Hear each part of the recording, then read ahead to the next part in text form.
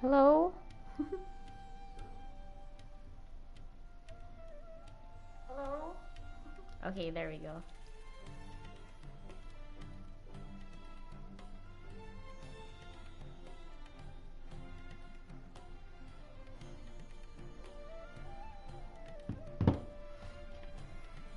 Okay, so, hi everyone. Um, so this is my first YouTube stream.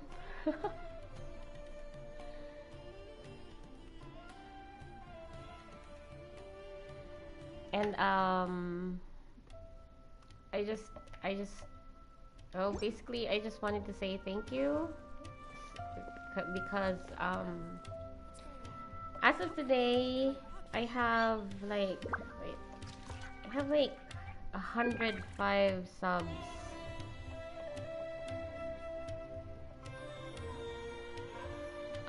In my channel, and yeah, just like uh basically a thank you stream. This channel might seem dead, but I assure you it's not.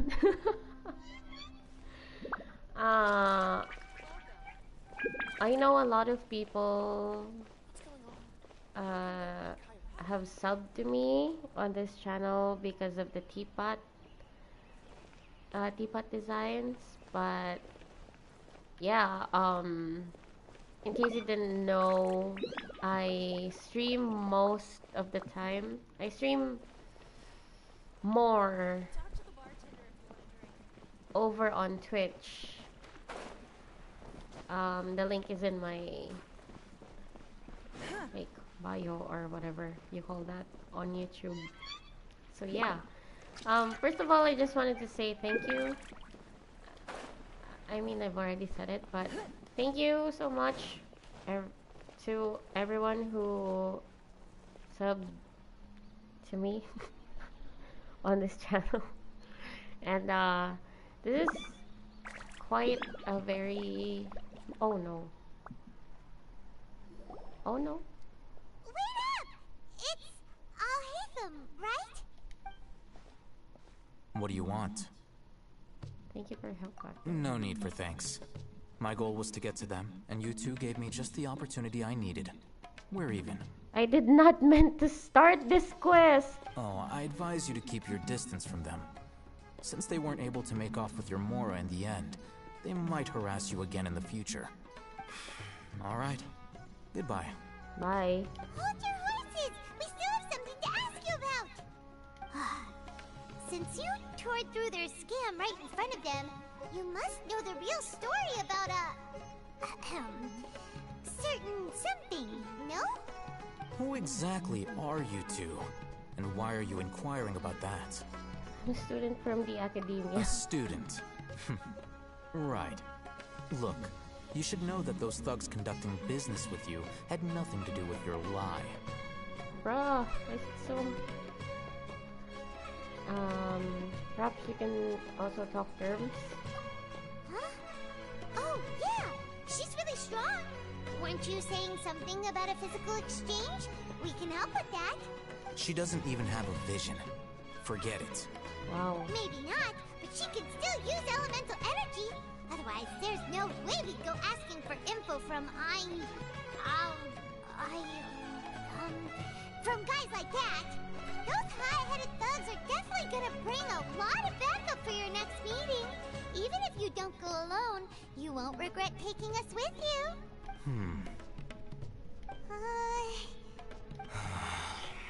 Alright, I accept. Got a pen and paper? If you're searching for someone who sells that kind of merchandise, I'll give you one of their addresses, and you can try your luck. We'll reconvene at the appointed time by the pier. It doesn't matter if you show up or not. So, since you were happy to give us this merchant's information, does that mean you can tell us exactly what we're after?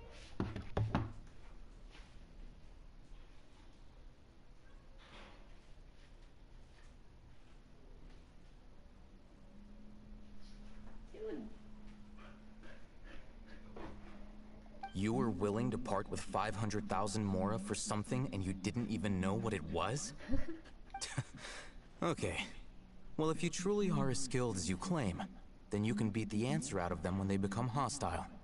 Look, if you've been making inquiries, then you have to know something by now. Tell me what you know so far, so I don't waste time repeating information. We know it's connected to the Academia somehow, and that not only do the Eremites deal in it, but some students want to get a hold of it too. What else? Seems like some kind of knowledge. You know almost everything there is to know, but you're unable to compile this information because you've never seen the object before. This is what you've been looking for. What is that? Huh? Paimon can't tell what it is. It looks like some kind of ornament. This is a knowledge capsule. To put it simply, it's a vessel that can store a fixed quantity of canned knowledge. It's like a miniature Akasha. Anyone who links it to their personal Akasha terminal instantly becomes privy to its contents. Anyone? Correct. Anyone. Unlike the Akasha, which heavily regulates who can access what information, knowledge capsules confer their contents without any requisites. That's amazing. It's essentially a convenient and harmless vestibule for knowledge. Unfortunately, it's illegal in Sumeru to privately possess or trade them. Why do you have one then? They were created as a means for scholars to transfer knowledge gained from Irminsul into the Akasha, and are intended to be destroyed immediately after use. But despite strict regulations, some of these knowledge capsules will always escape destruction. After all, there will always be those in this world who are dissatisfied with life as designed for them by the Akasha and wish to change their fate. Over the past century, a wide variety of canned knowledge has been leaked from the Academia. Now, in Port Ormos, the valuable ones are a means to Mora for the Eremites. Meanwhile, those which the Eremites deem to be useless to them occasionally prove useful to the common citizens and hapless Academia students. Well, I think that about sums it up.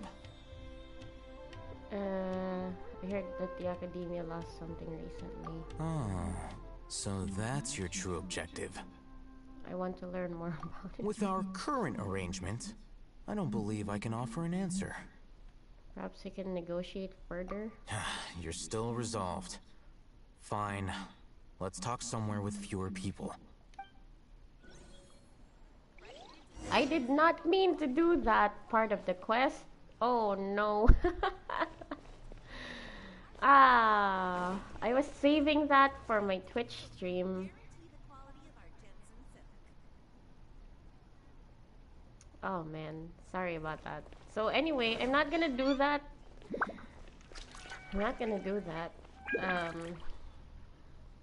Quest. That's the Archon quest for Sumeru. I'm not gonna do that right now. Because I've been thinking that I want to limit...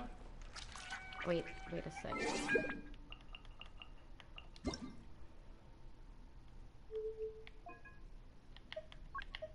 Paimon coming in! Paimon coming in! Is this level okay? Can you hear Paimon? I want to limit my YouTube content to teapot stuff, maybe. Since that's what most people are here for. So yeah.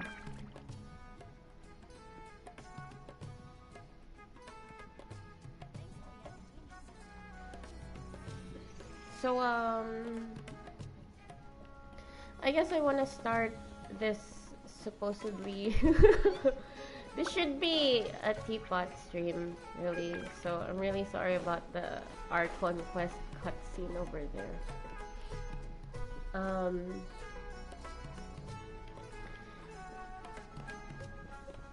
Maybe say something about myself. Okay, so dude, why is the music so loud over here? Let me find something somewhere we can sit.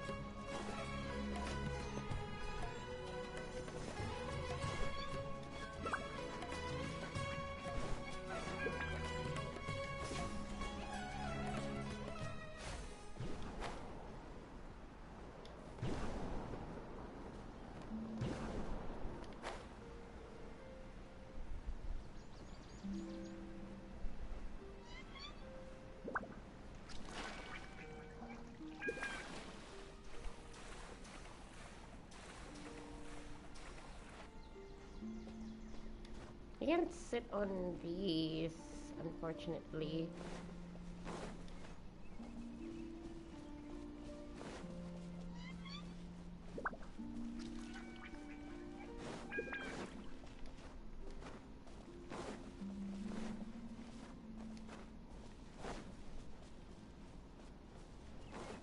You know what? Let's just go to my teapot.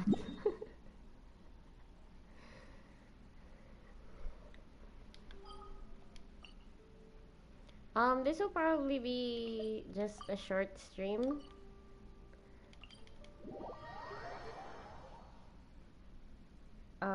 Just maybe a little bit of tour of my teapot, and then, yeah. Hopefully, the VOD will show up on my YouTube.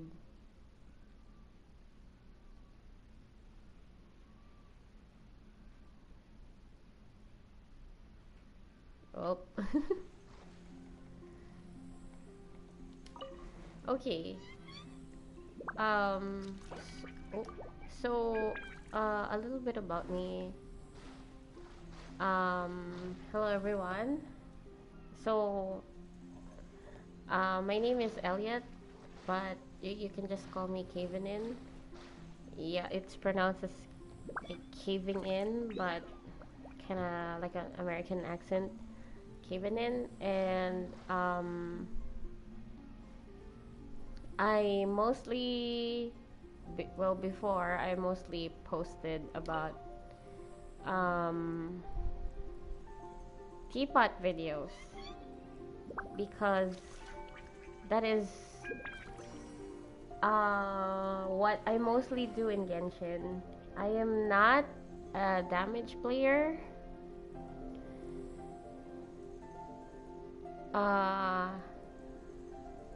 Or whatever. I mostly just log in to like fish or forage and kill animals and stuff, and then just dip. I'm a Lumine main, as you can see, and I'm having a challenge with my characters, well, where I try to use all of them.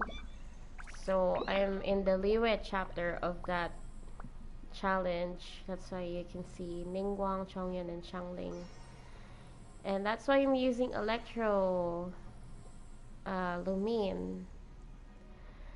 The first theme of my Liyue chapter, it was Keqing instead of Ningguang, so I had Dendro Traveler. But since I don't really have any reactions, I don't have a lot of reactions with Dendro and this team, except for the Pyro one, which I don't really like, so I switched Traveler to Electro. So yeah, I guess I can show you a bit of a tour of my teapot. This was just a syncing practice, cause I'm not really good at the more complicated glitches. And this is my my farming area. Then in this realm, my house is over here, my mansion. I have some clips of this build, but I never really released it because when I made this build,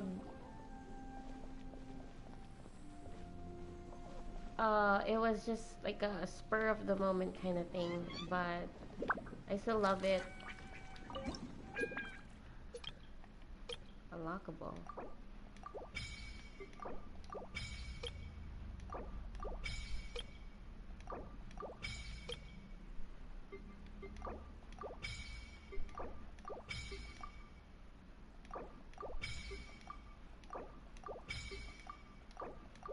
I never really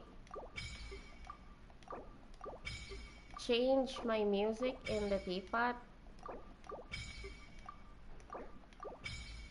Oh, that's all I have. Okay.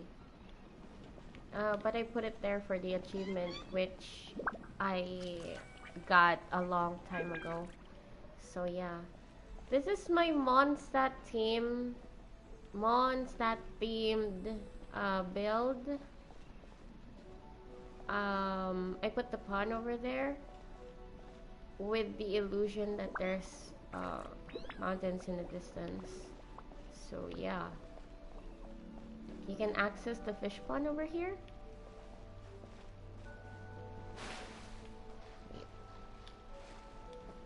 Oh yeah, it's over here.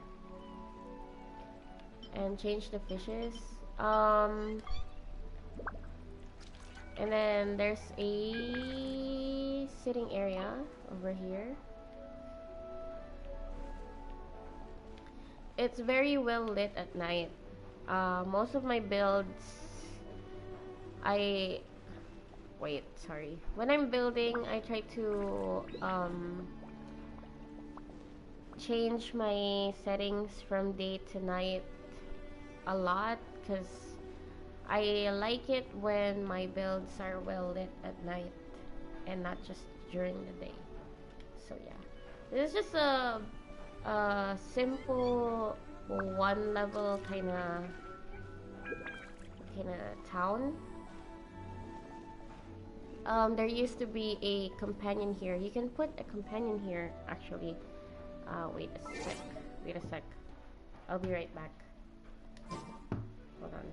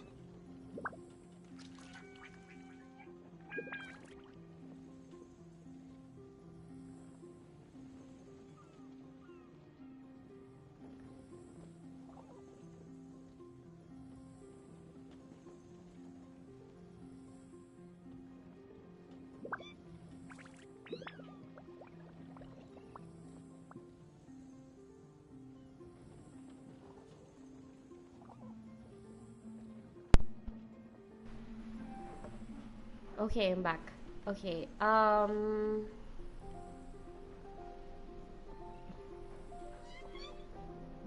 hi, hey, welcome to the stream. Thank you so much. I know it might not be like a lot of subscribers, but it's a lot to me. It's a lot to me already, and I'm very grateful for that. So yeah, thank you so much for like 100 subs. So like in Genshin Teapot, if you want to if you want your build to have like the pond or a companion in it, you have to place them first and then build your your build around them. Because if you don't um, allocate a large space for your companions, you will run out of space, of load rather, very quickly. So yeah, it's almost night. You can climb up here, and then there used to be uh,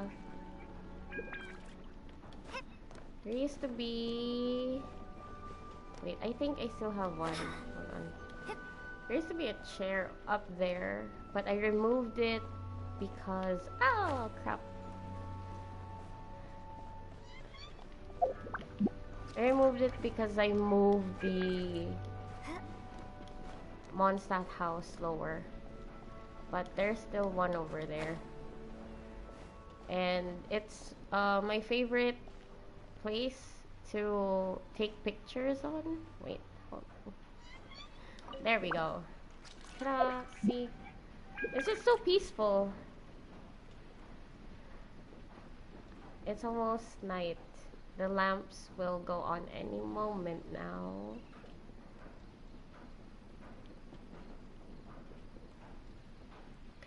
In my builds, are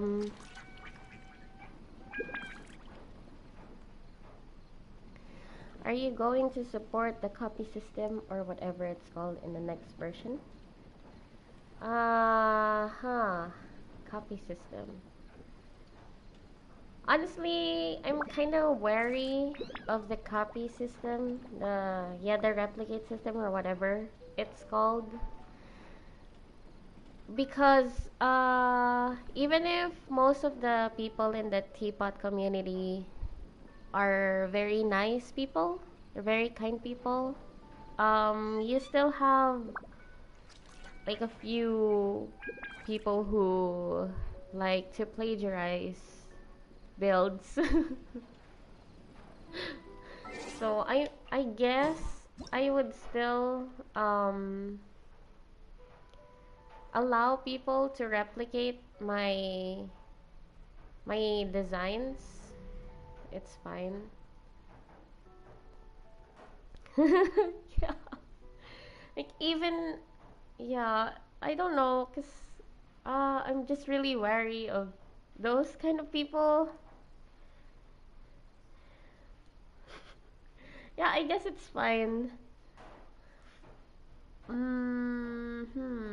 I mean, if other people would be like would plagiarize other people's builds, I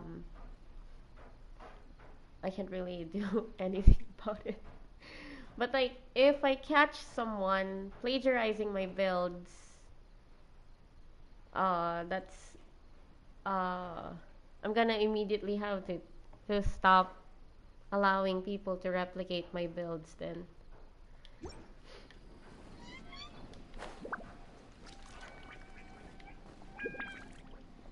Okay, so yeah. Um there's this heartbreaking kind of thing. I'm sure a lot of my subscribers subbed because of the Sakura what did I call it? The Sakura Courtyard Tea House. So this is it. This is the build. But um thank you so much. Thank you so much. I'm not a very I don't know. I mean, I guess I am creative, but I don't often have good designs. I don't often make good designs in like a short time. My designs take a lot of time. Like I remember the Sakura Courtyard took me like a couple weeks for it to like all come together. Then this is the build. This is the lobby. But an unfortunate disaster happened because when I was making the tutorial video for this one, I accidentally saved it while I was taking off stuff. So yeah, I destroyed it. And I haven't gotten around to building it again. Because it's so tiring. Holy crap. I mean, I love teapotting, but it can be very tiring. So I'm really grateful for the new clipping feature. Because I have a very complicated build, which is the next one. My seaside cottage, it looks very simple. That one, it looks very simple. But it took me 9 hours to complete that one.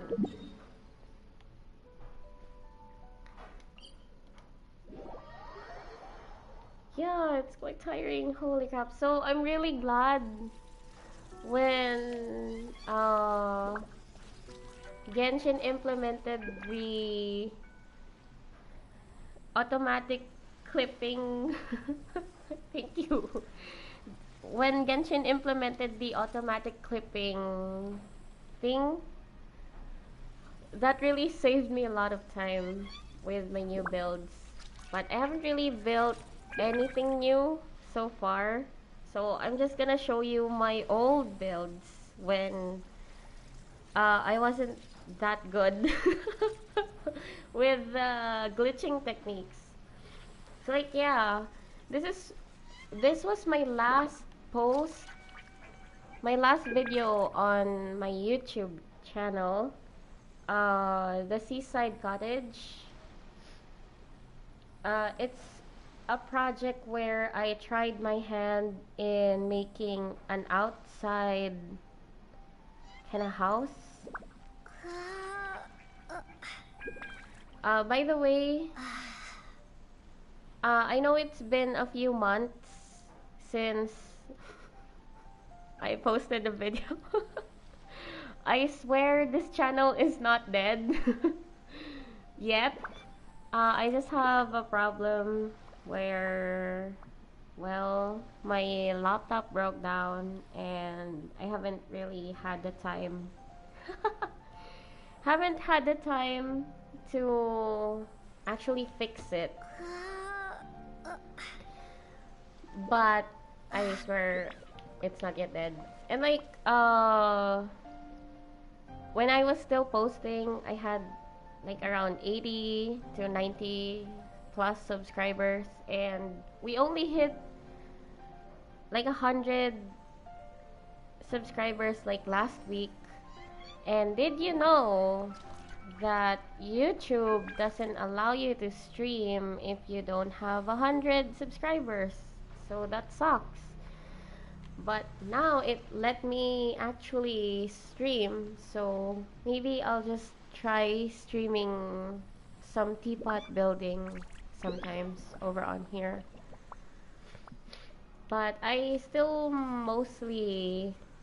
mainly stream on Twitch because it's easier for me to stream over there. Anyway,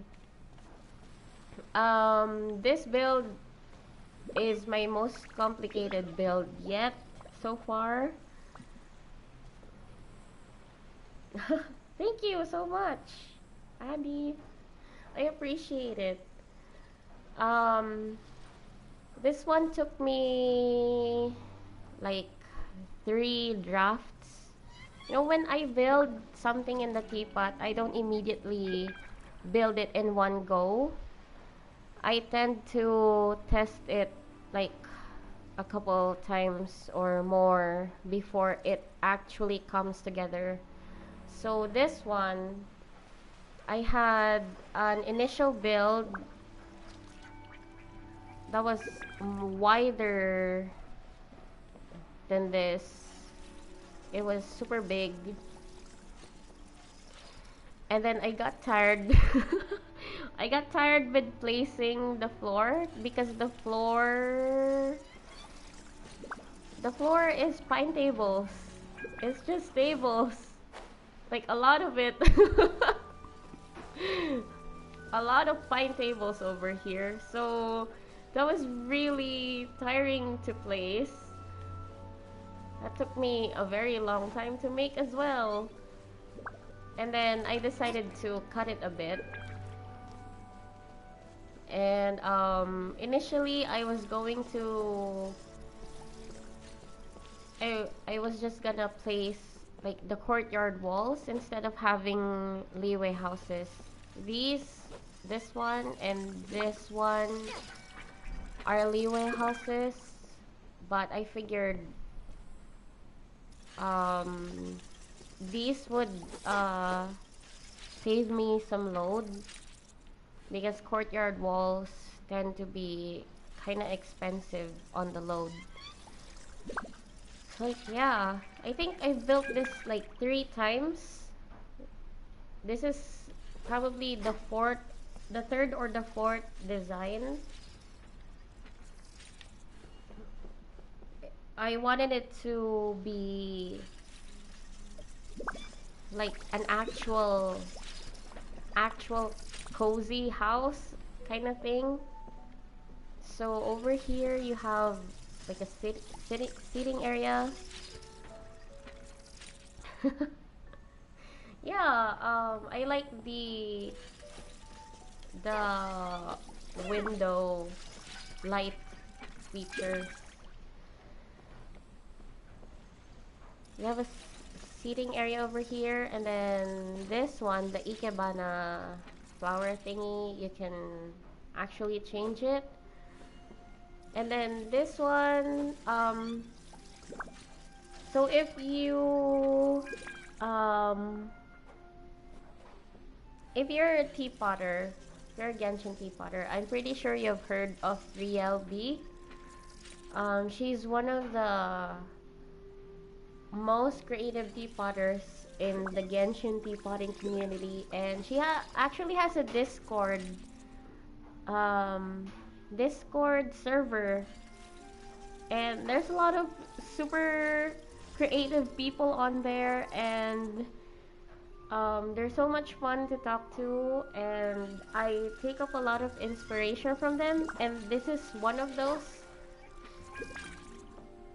This is an aquarium design by Harangi on there. And yeah, just some knickknacks, and then you can actually sit on here for dinner or tea. Then this is supposed to be the sink. Kitchen. We can craft stuff over here.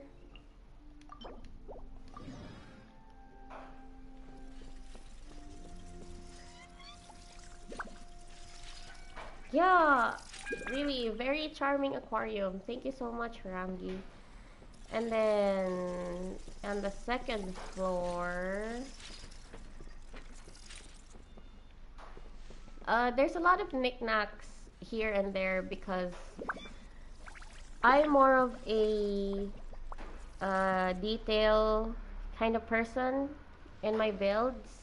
So as much as possible, I like adding details and stuff here and there, and I really love having interactive stuff in my build. So as much as possible, I like adding like a forging table or like the crafting table, whatever.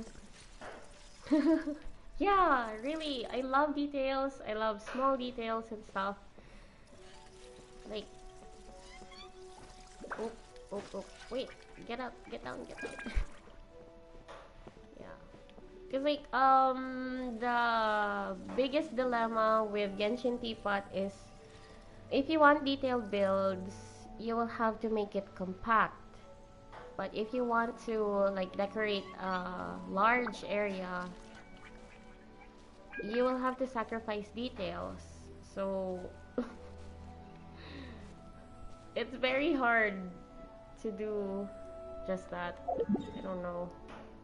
MiHoYo still won't improve on the load, which sucks because like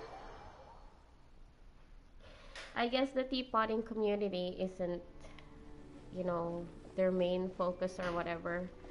A lot of people were a lot of teapotters that I know, like in Riel's teapot server.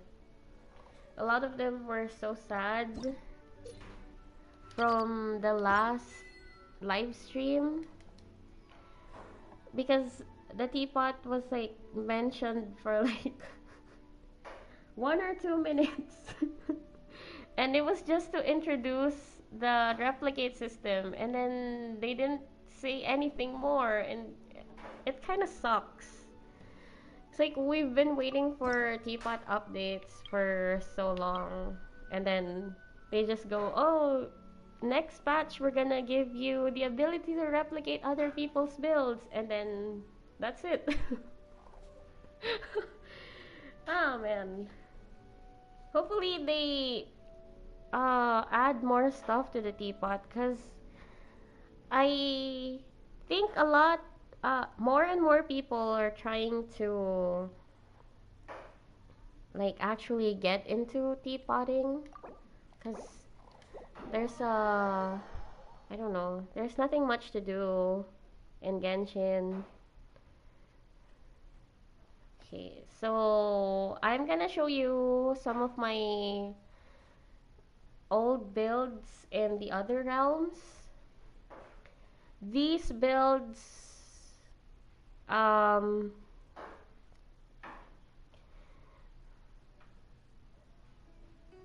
I don't know how to, I don't know how to describe it, but when these builds were created a very, very long time ago.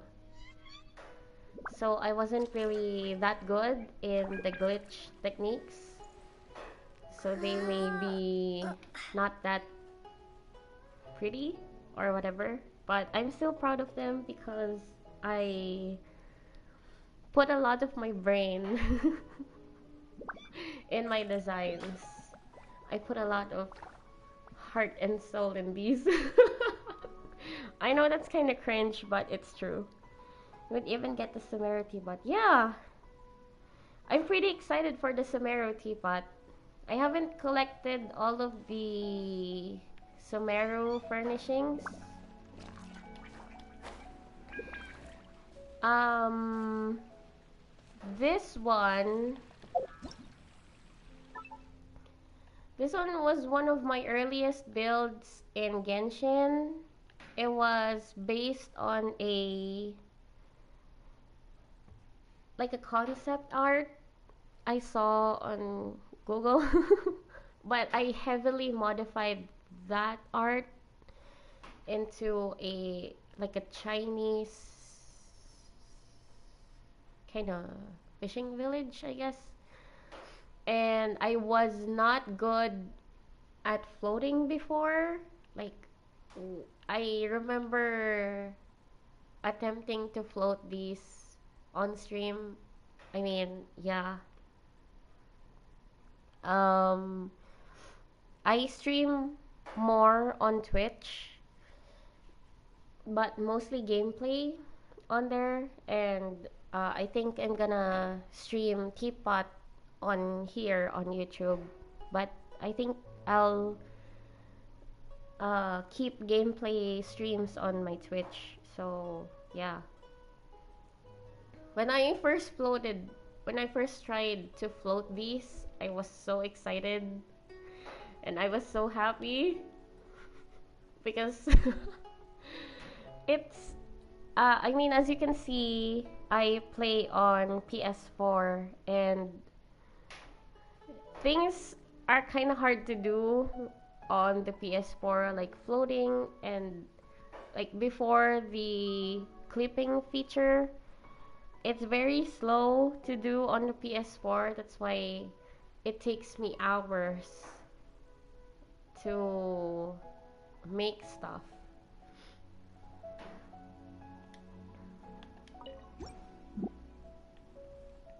Hello, Kaching. So yeah.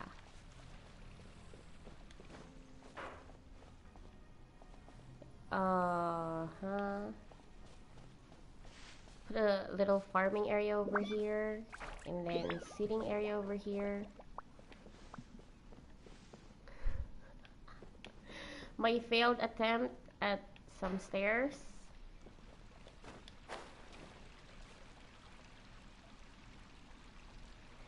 Floating can be quite difficult, so the first time floating can be like, yeah, really, super, like, it took me a very long time to understand how floating worked. Because, like, floating tutorials were like, you have to close up to the boulder, and then when you can't see it anymore, you have to click on the item that you're trying to float. And I'm just like, how am I gonna click the item that I'm gonna float if I'm playing on PS4? So like, I had to figure out a lot of stuff on my own. Yeah, I am probably gonna revisit this soon, sometime soon. But yeah, this is one of my oldest builds.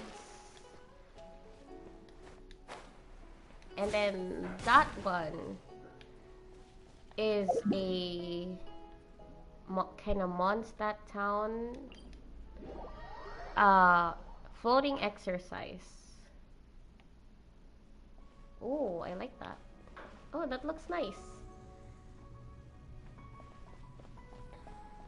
Yeah, it was just an exercise on floating and stuff.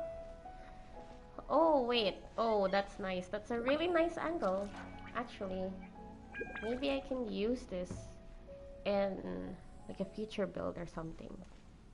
I'll take note of that. Okay, I think that's all that I have in this realm. Oh, Zhongli is here. Forgot about this. Hold on. What are you doing here? Oh, right. Okay, hello. Okay, so I still have, yep. I haven't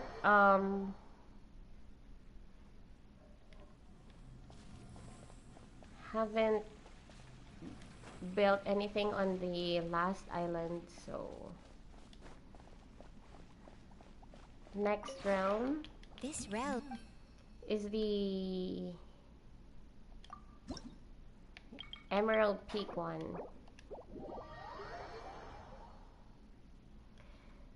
I haven't built much on these. Wait, I haven't built much on this realm, the Emerald Peak one, because it's kind of hard to float stuff on here, and I can't really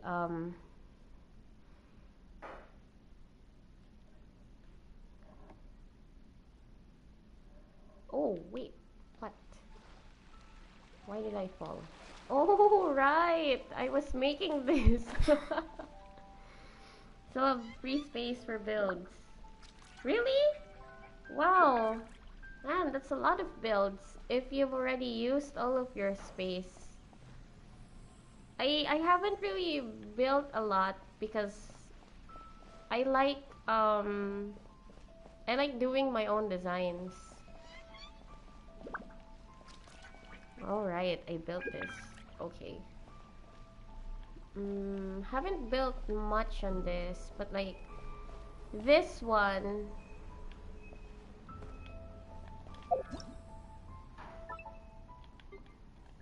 So like the concept behind this build is it's supposed to be like a mansion. Like a Liyue style mansion for Zhongli, because I've built an Inazuma estate kind of thing for the Shogun on the Sakura realm. Yeah, I am going to try to refine it if I have the time. I don't know. It's like I'm waiting for Genshin to release a like a light, not gray color kind of pavement. Like I'm waiting for Genshin to release a wood kind of pavement, and so far I'm still waiting. So I really want a wooden like pavement. I don't want to keep using the pine table. It's like we don't have any wooden like pavements or whatever. It's just these. And I desperately need wooden pavements. I built this before they released the stairs.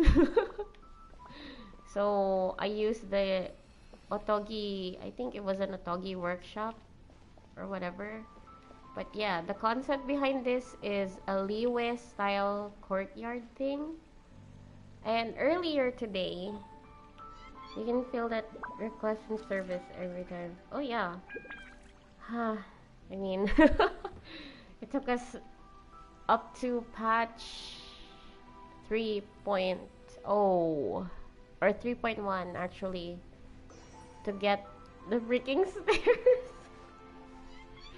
Mihoya doesn't really care about us Peapotters. It sucks so bad.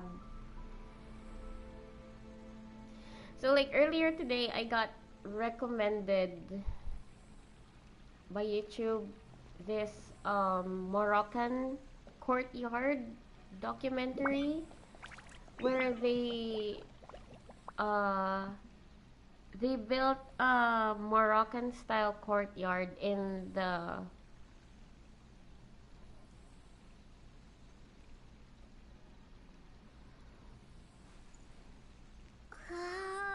Met, I think. Was that in New York? The Met Museum, I think is what it's called. And it was so intricate because like it's full of mosaics and stuff. So instead of, I think instead of putting this load eater pond, I'm just gonna put the fountain. I heard in the next batch we will be getting a different style of fountain. So I think I'm just gonna wait for that for a bit before I try to redo this. And if I ever try to do this, I might just stream it. So yeah. And then my main focus for this build is the balconies on the second floor because I want it to overlook at the over there at the waterfalls, which is a nice view, I think. Yeah, the one inside the academia. Hopefully it's not BP furniture because I don't really buy BP. I'm a straight F2P traveler main. So like that tells you a lot on how poor I am. Oh man, I don't really have This realm is funds to invest in Genshin. Then the last realm that I have is the Silken Courtyard.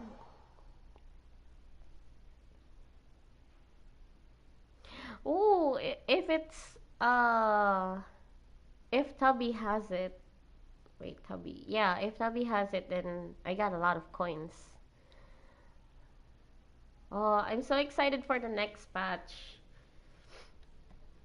One thing I'm trying to do in this account is I'm trying to collect all of the Archons. And so far I got the 3 Archons. They're in my art collection. Oh, you can't see it. This is my my build dedicated to A or the Shogun. Oh, wait a sec.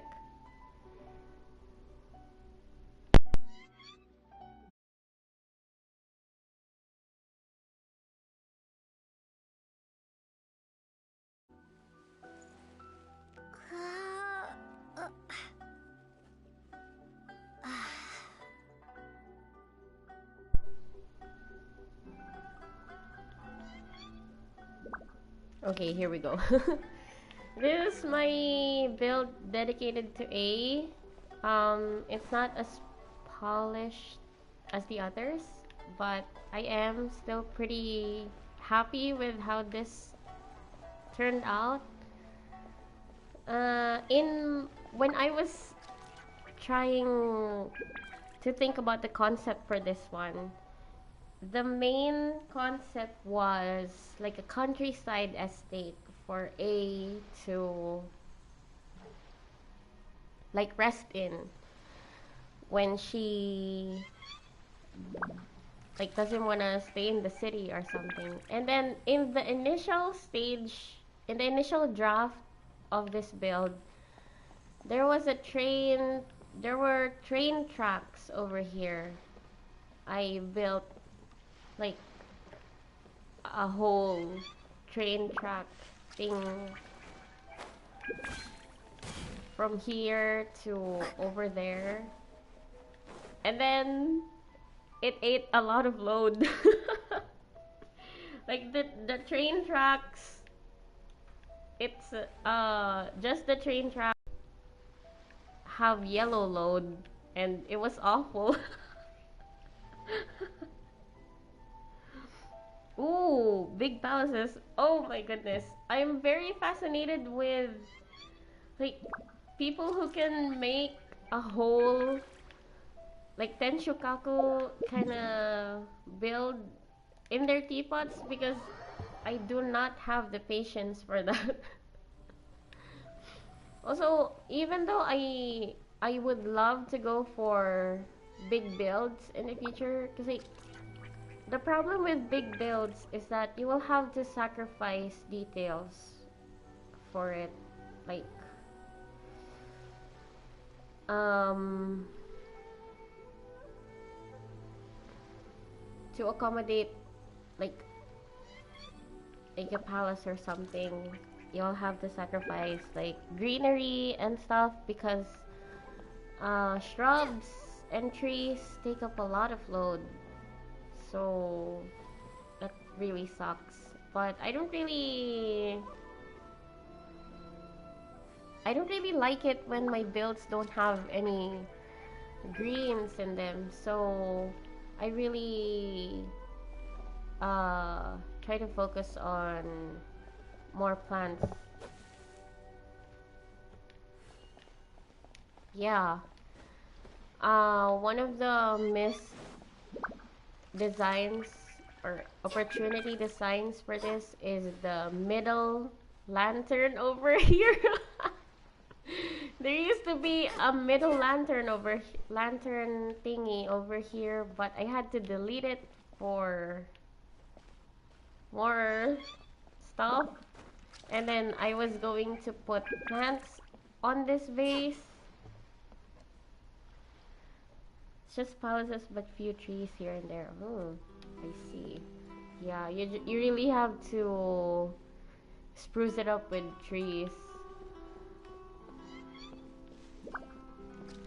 Then a little alleyway over here. This is probably my favorite part of the build. This little alley over here. It looks nice in the day.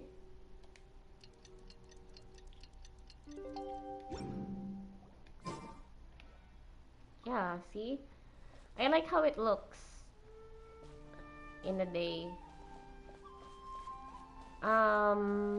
The original concept for this one was that I wanted like a pond over here and a little bridge over here, like in Tenshokaku. Actually, I wanted to put the like the hot spring thingy over here and then have stairs, winding stairs that lead up to the estate itself. But, you know, load. Dude, imagine how powerful my builds would be if there was no load limit. Like, holy crap, I swear. I saw someone earlier in Riel's Discord. They were like, if we didn't have load limit, I bet people would build Hogwarts in their teapots. And honestly, I would be one of those people. I would build a lot of stuff in my teapot, a lot of super big builds in my teapot if we didn't have load limit. This is one of my favorite areas of the build as well, the little cafe over here. I like how it looks. I like how the estate looks, the mansion looks over here. We'll build the entire Densho. Yeah, no kidding. Actually, I would build the entirety of Mondstadt in my teapot. The entirety of Mondstadt, but better in my teapot if MiHoYo would allow me.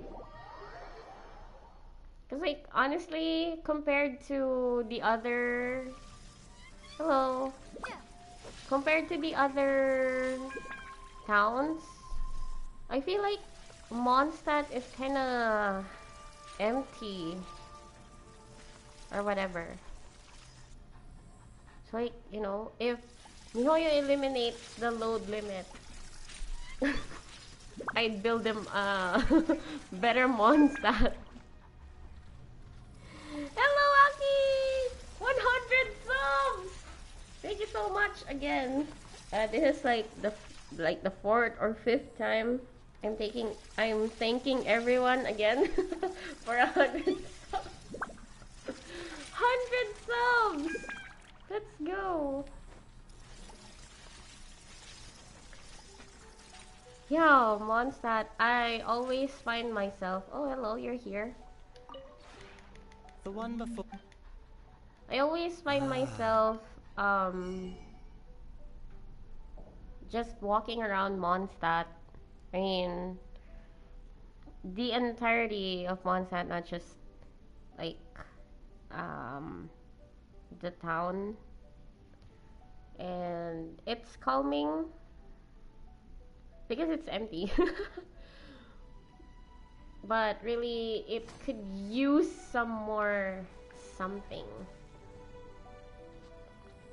Thank you so much. Dude, honestly, I would post more videos if my laptop didn't die, but it died and I haven't gotten around to fixing it. So, I swear this channel isn't dead just yet. And yeah, I just streamed here now because YouTube won't let me stream on YouTube unless I have 100 subs, which sucks. It's like, oh man. Okay, so I think that's all of my teapot designs so far.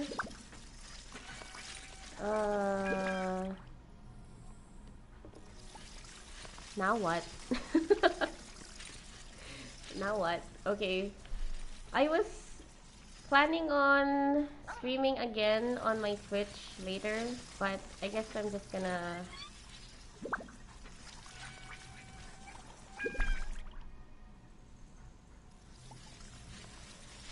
Am I gonna migrate to YouTube? Not entirely. Yeah, not entirely. I think I'm gonna keep more of my gameplay streams on Twitch and then more of my teapot streams on YouTube, because most of my subs came from teapot stuff, and I don't really want to disappoint these people and be like, why are they posting gameplay stuff on a teapot channel? And I'm just like, I don't know, man. I have no idea. Bye! Thank you for hanging out! Oh man, good luck on your exams. Thank you so much for hanging out. Well, I guess since I've started streaming on tonight, we might as well send Kaching off. Ah, thank you. I think they would like some gameplays as well, but probably the edited ones. Well, that sucks because I can't really edit. I still have the Sumeru stream, the Sumeru 3.1 stream on my video to-do lists, and I was like halfway to in editing it, and then my laptop just said no. So that that really sucks. Okay, so since we're all here, I'm just gonna do a Kaching send-off. Kaching has gotten to friendship level 10 like a few days ago. I think that's why we have Ningguang in the team now. And Chongyun is approaching friendship level 9. So he's gonna be replaced soon by Beidou. I have I'm on Electrolumine right now currently, because I don't have a lot of reactions. I don't have a lot of Dendro reactions with just Xiangling in the team. I used to have Kaching in here before she was replaced by Ningguang. So we're just gonna send her off by doing a story quest. And how many polls do I have? Yo, come here, Kaching. Something's come up? Okay. So now that we have an Electro in the party, I'm gonna have to change to Dendrolumine once again. Dendro, come on. Dendro.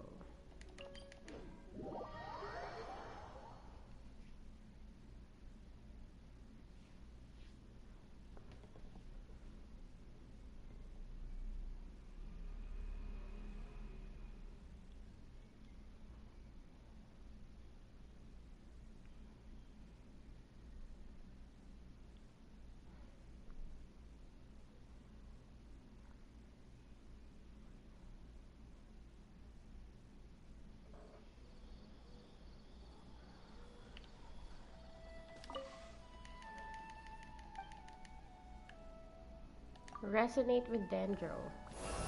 Oh my god. Speaking of Dendro, I am not looking forward to pulling for Nahida. If I'm gonna be honest, I really dislike her a lot. Sorry about that. Just really don't like her. I don't know. I can't bring myself to like her because I really don't like her. I don't know. I don't know. I really dislike her, like Mona. I mean, I guess Mona is fine now, but I still don't like Mona that much. But I'm still gonna pull for Nahida because we're trying to complete this collection. She's gonna be here if she comes home. Gonna be in this slot.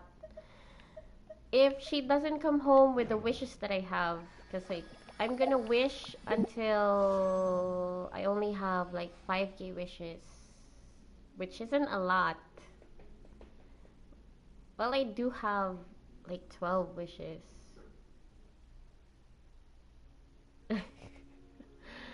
I have 12 fates from the event plus the Vanarana tree. I got 2 recently. And then at shop reset, I'm just gonna buy like a bunch. Oh, I only have 6. That sucks. On shop reset, I'm gonna buy a bunch of wishes. So that's gonna be maybe like 50 wishes. If Nahida doesn't come home in the wishes that I have, then she can stay gone. I'm just gonna save my guarantee for the next Archon. Whatever. Okay, so we're gonna send Kaching off by doing Kazuha story quest. Nice. Okay. Perfect. Perfect.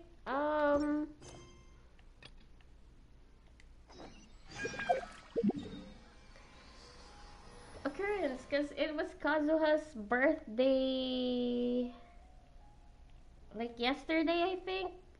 Belated happy birthday, Kazuha. So we're gonna go back to Inazuma, I guess. Oh, finally gonna get that free sword with the fancy particle effect.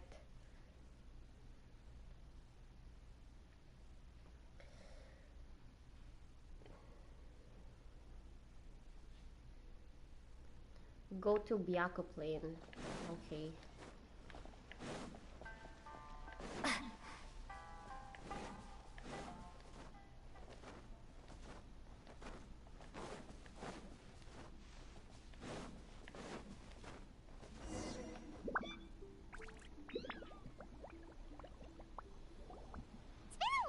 Since we first set foot on Inazuma.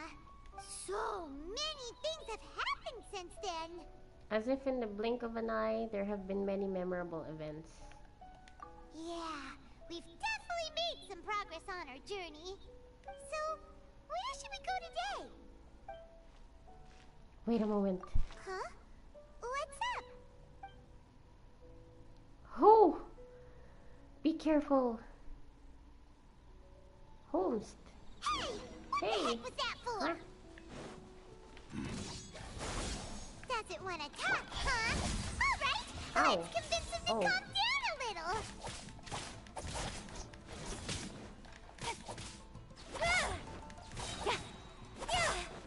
Why am I not making damage on this guy? Ow! Nowhere to hide. Hey! Dude.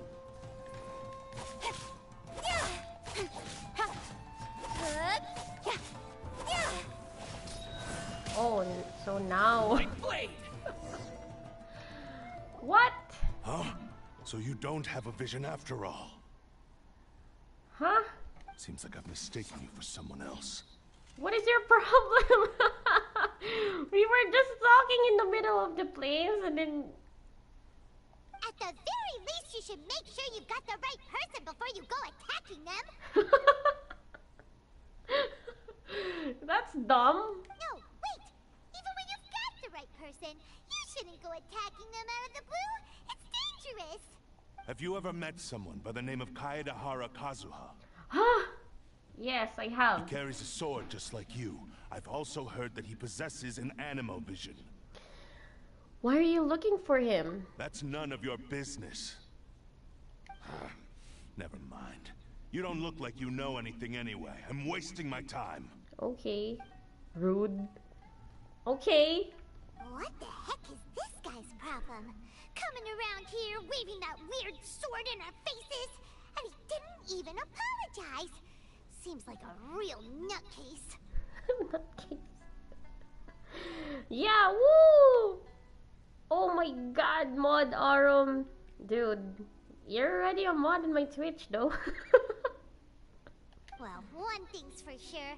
No way are we telling him anything about Kazuha. Couldn't agree more. I'm not gonna be rude to Paimon. Right? Paimon has a feeling, though, that even if this guy gets to challenge Kazuha to a duel, he won't be able to beat him.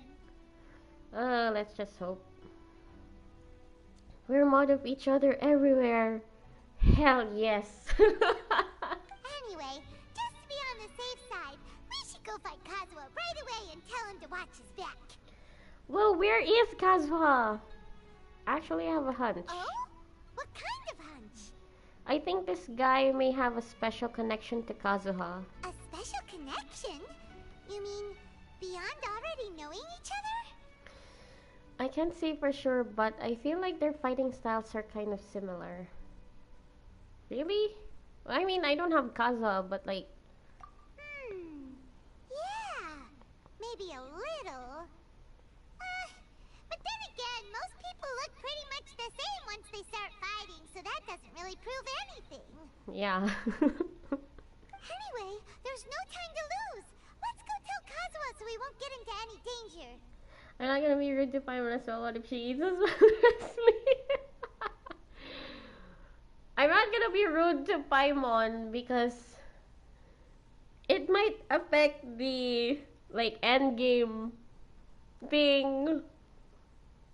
I feel like there's something with Paimon in the end game. Like, I feel like the game tallies all of the times when you've been rude to Paimon, and then like at the end of the game, at the end of Genshin, they're gonna be like, you were rude to Paimon, so you're gonna have to face her as a boss or something. Like, I don't know. I just feel like it would be like that, but not really sure.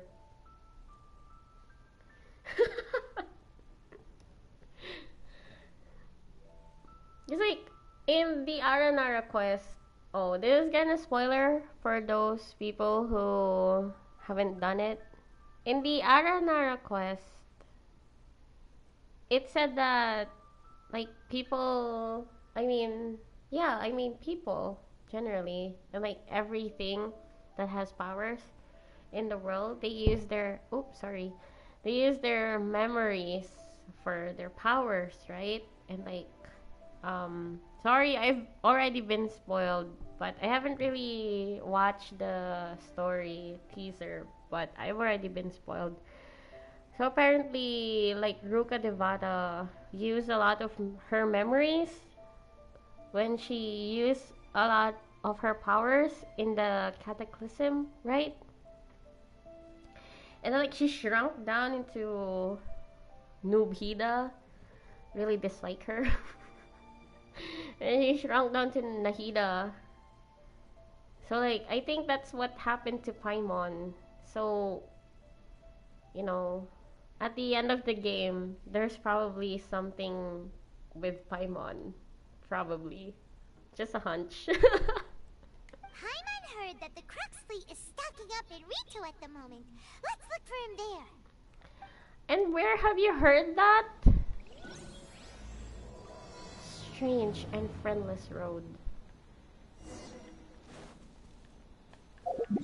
You know, the thing with the Liyue chapter of my chronological challenge thing is that there are no 4-star healers in Liyue. Did you know that? Because I did not know that. Like if I'm right, there are no 4-star healers in the. Oh wait, Xingqiu. Xingqiu can heal. I think. When a rain sword is shattered or when its duration expires, it regenerates the current character's HP based on 6% of Xingqiu's max HP. Xingqiu can heal, but that's not his, like, main talent. They're all DPS, right? They're all DPS. See? Xinyan can shield, but she can't heal.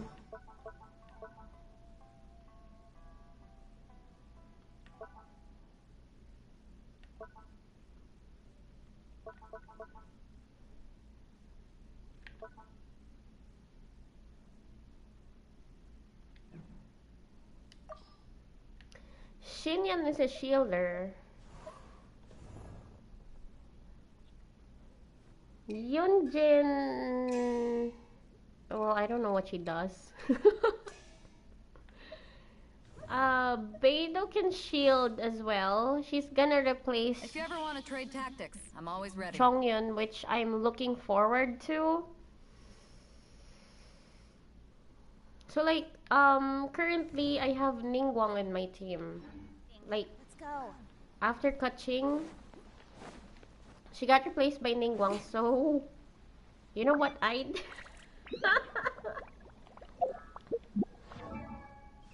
You know what I did with Ningguang? Ningguang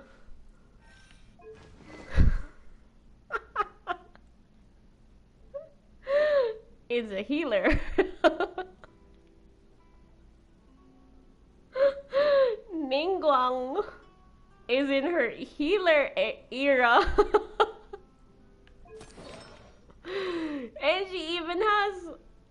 And I've even put a healing bonus crown on her and 2-piece clam. Because there are no leeway healers, so what else am I gonna do?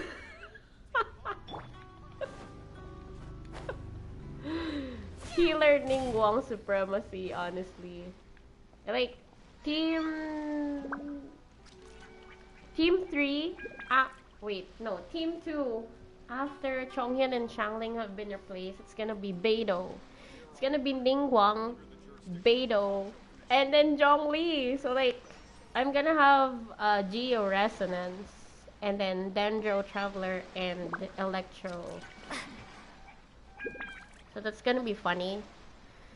I imagine the dynamic to be Ningguang and Beidou just flirting endlessly, and then Zhongli just sticks to Lumine to like give her trivias or whatever.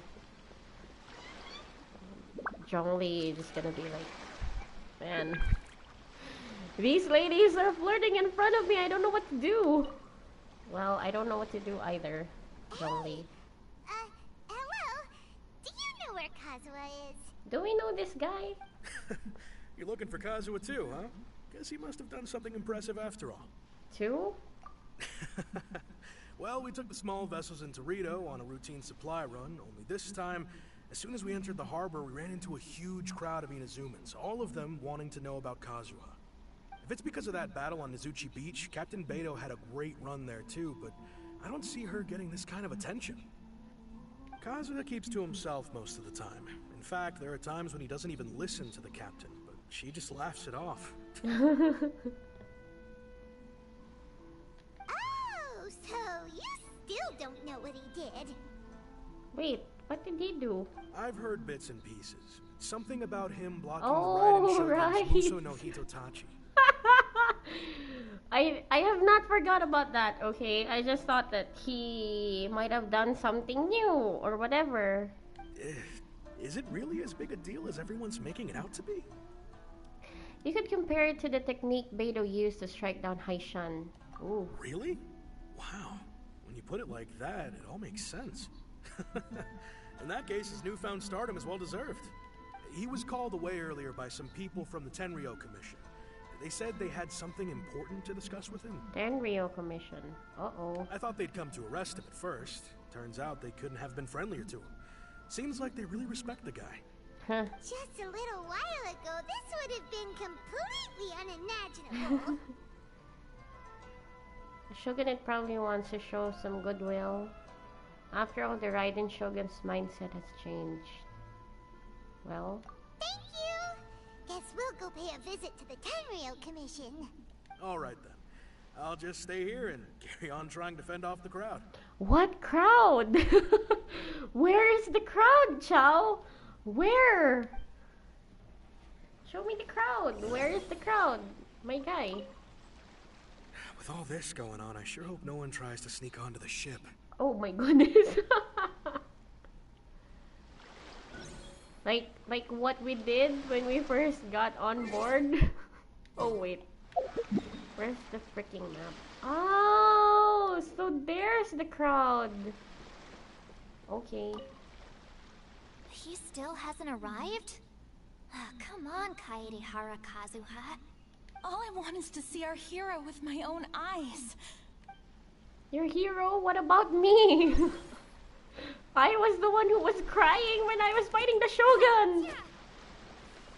Bruh. Who are you? I gotta interview him today. I have to. Because?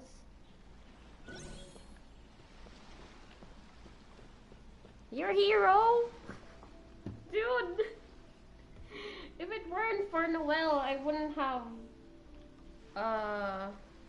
cleared the Shogun fight on the first round. Did you know that? I heard that guy who took on the Muso no Hitotachi is actually working as a sailor with the Crux fleet. Huh. Wasn't he from Watatsumi Island's army? Secret. Okay, let's go. Bruh.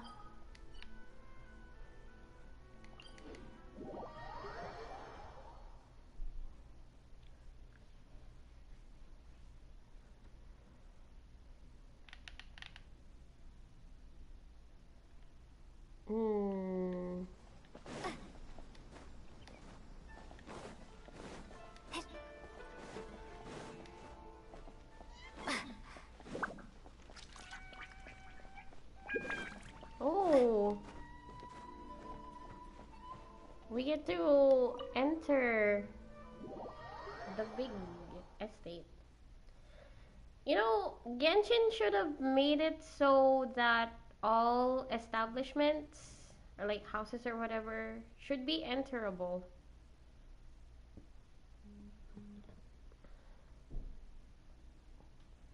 You should be able to enter everything, like everywhere.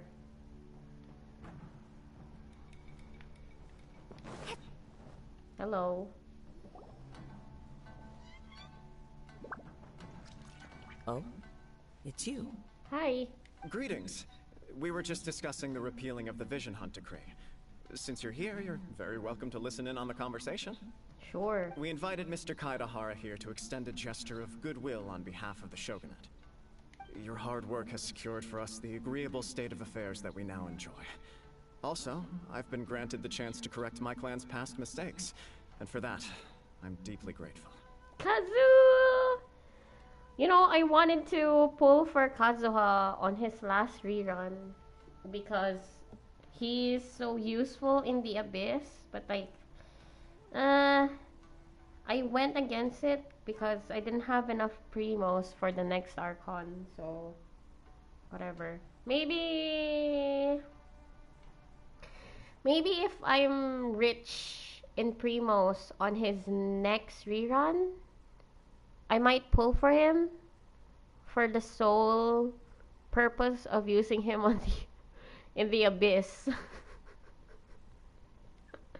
It's like, I suck at the Abyss so much, but I need the primos, so that really sucks. The Almighty Shogun has issued a large array of directives aimed at resolving, or at least easing, the tensions that have built up over the years. Nothing can fix your mistakes, eh? The Tri-Commission has made the recommendation to use this opportunity to restore the honor of the Kaedahara name. Regarding the history of the Kaedahara clan, I trust that you're already somewhat informed? I've heard a thing or two. In short, there was once a group of select bladesmiths who served the Shogun directly, responsible for upholding and further developing the traditional blade forging arts of the almighty Shogun. The Kaedahara clan belonged to this class. But there came a time when some of these bladesmiths revolted and fled to Snezhnaya. Both the Kaedahara and Kamisato clans were held accountable for lax oversight and entered a period of great turmoil. Snezhnaya, but that's like so far away from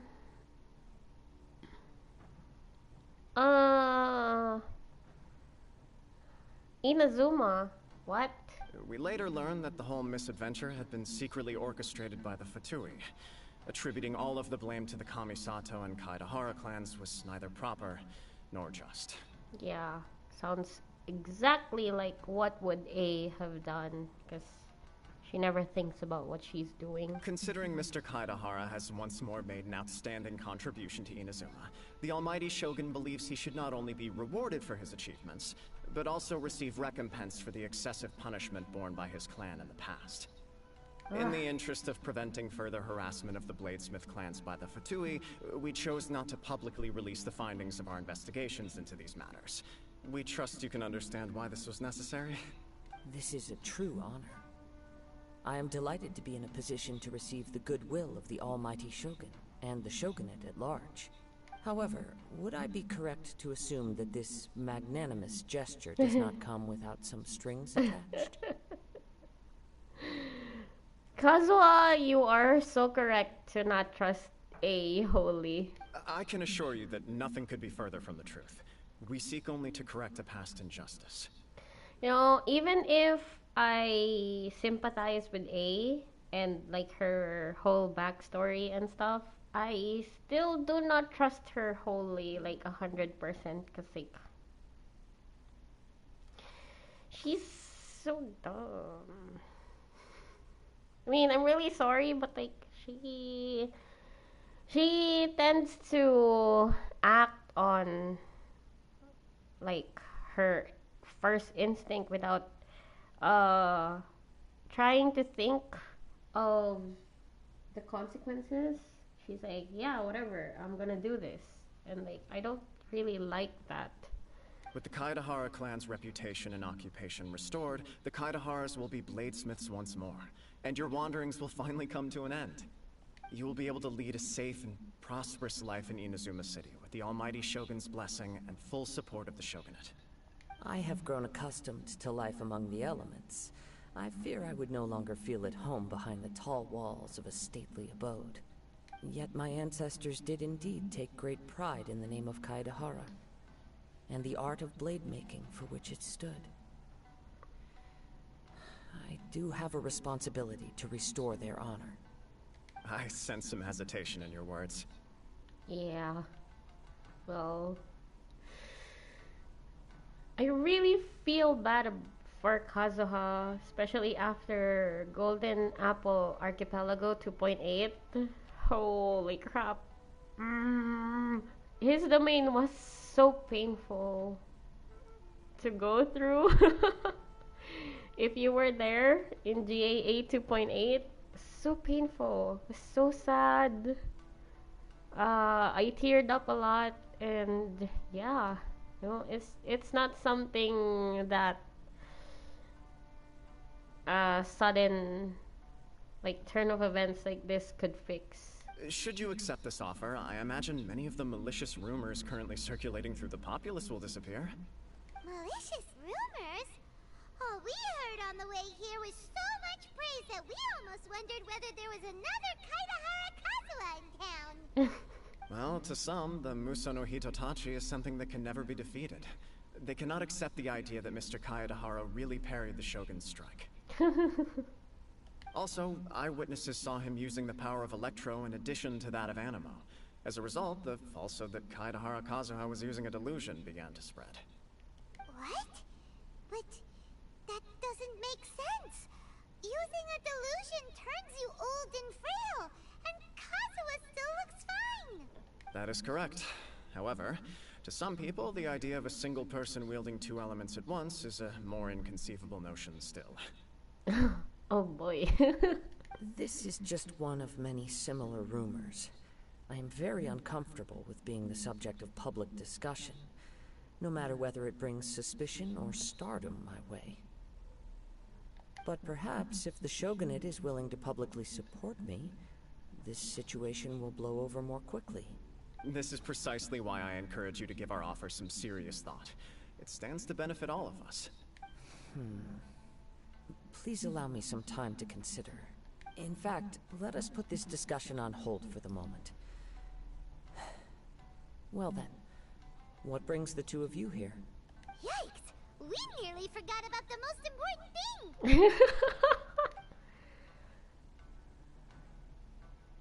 Why would such a dangerous individual be looking for me? Do you have any siblings? Could it be someone you trained with under the same master? I don't think he has siblings, but I kind of want to ask this, though. No. This puzzles me as much as it does you. He doesn't have siblings. What? My fighting forms were taught to me by my family, based on techniques originally developed for blade testing. We undergo rigorous training to standardize every motion the blade is put through, so that each can be fairly assessed for quality. Over time, these techniques came to form something of a Kaedahara sword art, focused on blade testing, but with a full repertoire of combat forms. Those forms are quite different from the more practical ones typically used by samurai in battle. So it's hard to imagine that the similarity you speak of was coincidence alone. All the more reason to watch your back! This guy was a serious nutcase. What is a nutcase? Indeed. He sounds highly aggressive. Anyone he targets is at risk of serious injury, or worse. In that case, I will send some men out immediately to search for him. Thank you. I must say I am now very curious about this matter, and I will also need some time to consider your offer. I will first join the Traveler in investigating the one who attacked her, then give you a conclusive answer upon my return. Very well. Please stay safe. Sure. Come on. Let's go and track down your aggressor. Damn. The detective agency knows the most about what goes on in town. Let's see what Ryuji has to say. Please, be careful during your investigation. Don't worry, man. We got this. What is in here? Like, just this?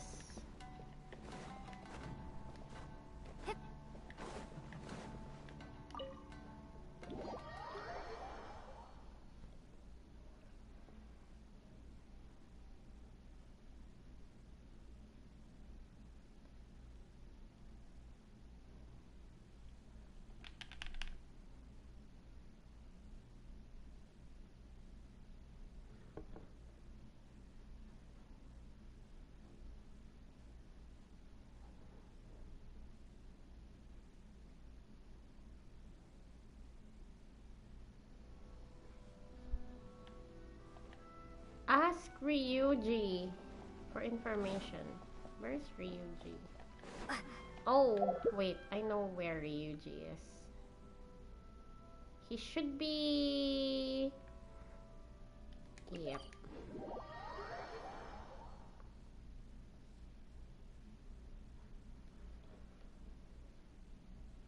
You know, another thing about Liyue characters is that there are no 4-star bow characters. Did you know that? Like, as of now, this is update 3.1. There's like no Liyue bow characters. Cause like the other day,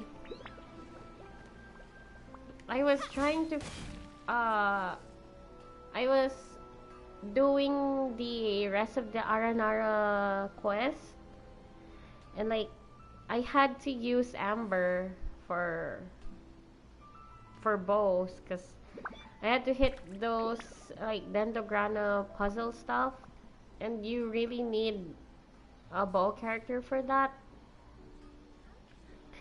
So I had to use Amber, and then I was like looking at the Liyue characters. And there's no 4-star bow characters in Liyue. Like, there are only 2 bow characters in Liyue, and they're both 5 stars. Ganyu and Yelan. And as much as I'd love to pull for Yelan, because I love her personality, that's gonna be in a long time. If I'm rich in her rerun, I might pull for her, but if it will be like near an Archon's banner for the bow characters of Liyue, Ganyu and Yelan, just them. Look, it's just them. Wait, no. Where's character archive?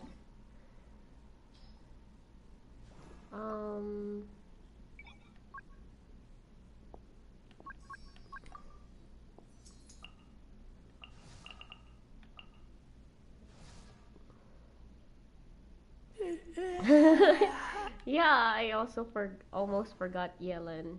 See? Yelan and Ganyu. In Mondstadt you have 4.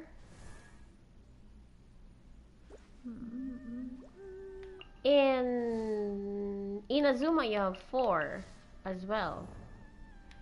And then in Sumeru you have 2 so far. But in Liyue, we only have 2. And Liyue has been out for quite a while. And there are no 4-star bow characters. There's also no healers in Liyue. Like, why? Why is this? Why is this? Zhongli, why? Why is this? Where's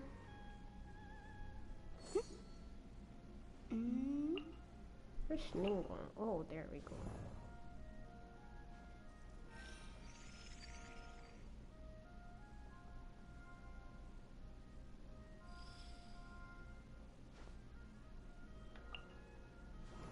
So far, we don't have catalyst users in Sumeru. Oh wait, Nahida's gonna be a catalyst user. What am I gonna put on her? I don't have a lot of catalysts.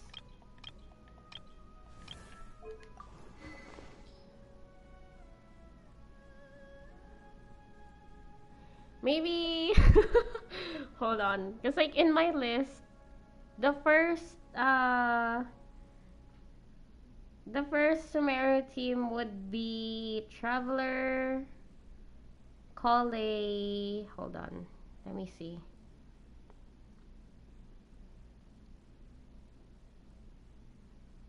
It's gonna be Traveler, Collei, Candice, and then Nahida if she comes home. If Nahida comes home. So... I don't think Candice heals. She shields, but she doesn't heal. Based on her shield, blah blah blah. Based on her max HP. Hydro Infusion. What? Character is affected by the prayer of the Crimson Crown.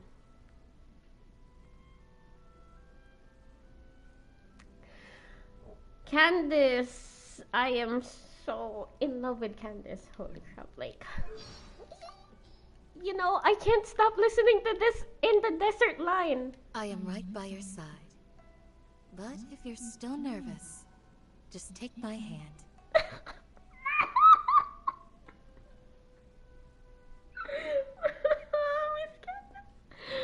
Oh my goodness. Oh yeah, me too. I love the heterophobia in her eyes. I love it too.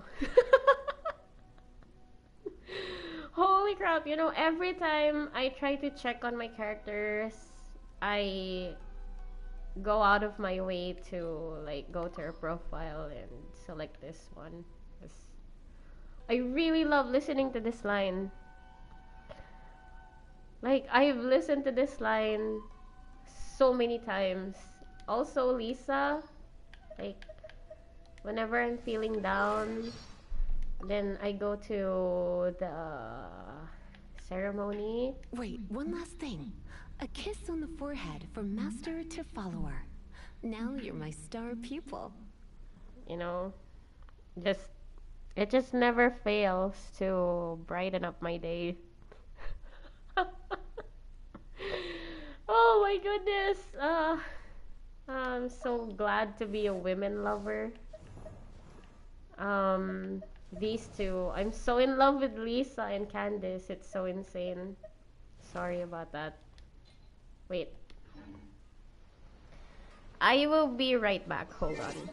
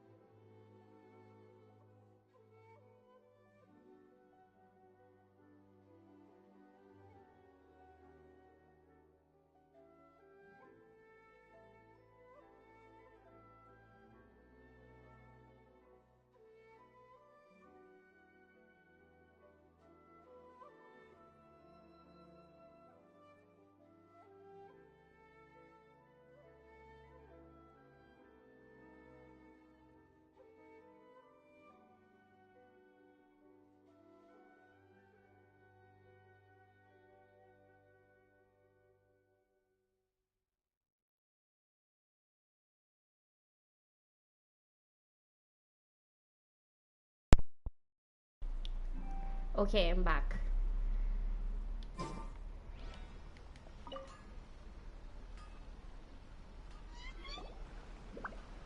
there! We'd like to ask you a quick question. Do you know if anyone around here has been looking for him? For Kaidehara Kazuha, we mean. Aha! So this is the renowned Mr. Kaidehara. I've heard a lot about you. It is an honor to finally meet you today. Damn. So formal. You are too kind. We are currently investigating an assault and would appreciate any help you can offer. Oh? You were targeted in an assault? Let me think. I can't seem to recall anything of immediate interest. Mr. Kaidehara is currently the talk of the town, so there are always a lot of people looking for him. To be honest with you, our detective agency has recently been receiving many inquiries from people wishing to obtain Mr. Kaidehara's personal information. Damn, paparazzi much? Some of them were offering us millions of mora just to gather the information they want. If these were more legitimate commissions, Sango would have snapped them up in an instant. Millions? Of mora? Whoa! Oh, wait, even at that price, you probably still shouldn't. Yeah. Please, accept my thanks for looking out for my privacy. Aww. Of course. No matter what, we only take on legitimate cases. We don't make our money by revealing details of other people's day-to-day life just for the sake of it. Ryuji. nothing but respect. Sorry, I got a little off topic. What I'm really trying to say is, it doesn't surprise me that a complete stranger is looking for Mr. Kaedehara. But I wouldn't know where to begin if we want to connect this with an assault. Then let's put that connection aside for now. Have there been any other attacks or similar incidents recently that stand out as particularly unusual? The Tenryou Commission had very few leads. I thought you might have some information from different sources. It's true that the commissioners aren't clued up about every little thing that goes on out in the streets. But typically, it's only the most trivial events that manage to escape their attention. If anyone had been out there attacking people, that would be assault, in which case the Tenryou Commission would absolutely get involved. That does make sense. Uh-oh. Looks like the trail's already run cold. I still find it difficult to believe that whoever attacked you hasn't been causing any trouble elsewhere. Few people possess your prowess in battle. So unless you were the first person he targeted, someone is certain to have been hurt by now. It was also not easy for me to fight him off. Yeah! I barely dented the dude. I am well aware of your talents. There is no need to be humble around me. In fact, I'm quite relieved that you were the one he targeted. Bruh. Bruh! It would cause me great grief to see someone become critically injured or lose their life because of me. Damn. For the poor victim, this would be a completely senseless crime. Don't worry, we'll find him. It seems you are every bit the selfless hero they make you out to be, Mr. Kaedehara. Surely this same concern for your fellow man is what drove you to fearlessly raise your blade against the almighty Shogun. I would have killed the almighty Shogun then and there, honestly. It's Gabi ng Lagim, Aren. Do you know that? I have heard of that before when I was younger. When I still had TV. When we still had cable. We don't have cable anymore. But when I was younger, there's this ABS-CBN like Halloween special program. It's like I forgot what it's called. I forgot what it's called. But yeah, those things are really scared me, and honestly, they're still scary. I think Gabi ng Lagim is on the other oh, I remember. It's Nginig. In ABS-CBN, it's Nginig. In GMA, it's Gabi ng Lagim. And like, they're just documenting ghosts. And every time I say, holy crap, sake. There's probably a ghost in my house, dude. You flatter me. Truth be told, I don't know quite what came over me in that moment. You are much too humble. Don't worry, I completely understand your concerns. I will try my best to gather whatever leads I can for you. Oh, actually, there was one strange incident over the last few days. It doesn't involve an attack, though. Let me tell you about it just in case. Sure. During times like this, the more information we have, the better. All right then. Recently, 2 people went missing from the city at around the same time. One of them is a pretty well-known collector, surnamed Nagato. The other, Amenoma Yuya, is a samurai from the Amenoma clan. Amenoma? Now there's a familiar name. Right. Yuya is the nephew of Amenoma Togo, the owner of Amenoma Smithy. 2 grown men going missing at the same time. Their cases are likely connected, but I don't know much in the way of details. I recalled this because Amenoma Yuya is also an accomplished martial artist who is skilled with the blade. Perhaps he is the one you are looking for. Understood, though it seems highly unlikely to me. I neither know this man, nor do I have any idea why he may wish to attack me. Let's consider this a favor for Yuji. We'll investigate both incidents at the same time. Yeah, let's just investigate. Sure, can't hurt. We never know what we might find out along the way. Yeah. Thank you, Ryuji. We'll start by making some inquiries at the Amenoma Smithy. Sounds good. All the best with your investigation. I'll get moving shortly myself. Good luck.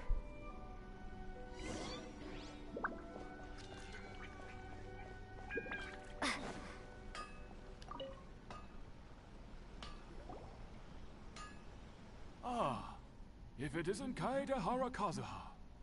What brings you here today? Huh? You two know each other? Yes.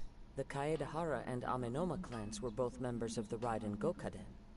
Historically, there have always been deep links between the two clans. After I returned to Inazuma, I visited Mr. Amenoma to pay my respects. Ah, I see. Yes.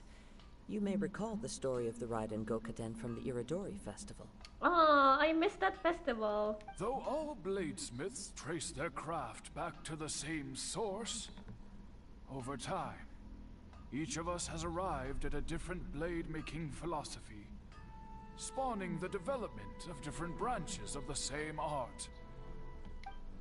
As an example, the Amenoma art strives to emulate the abiding patience and determination of water as it turns stone to sand.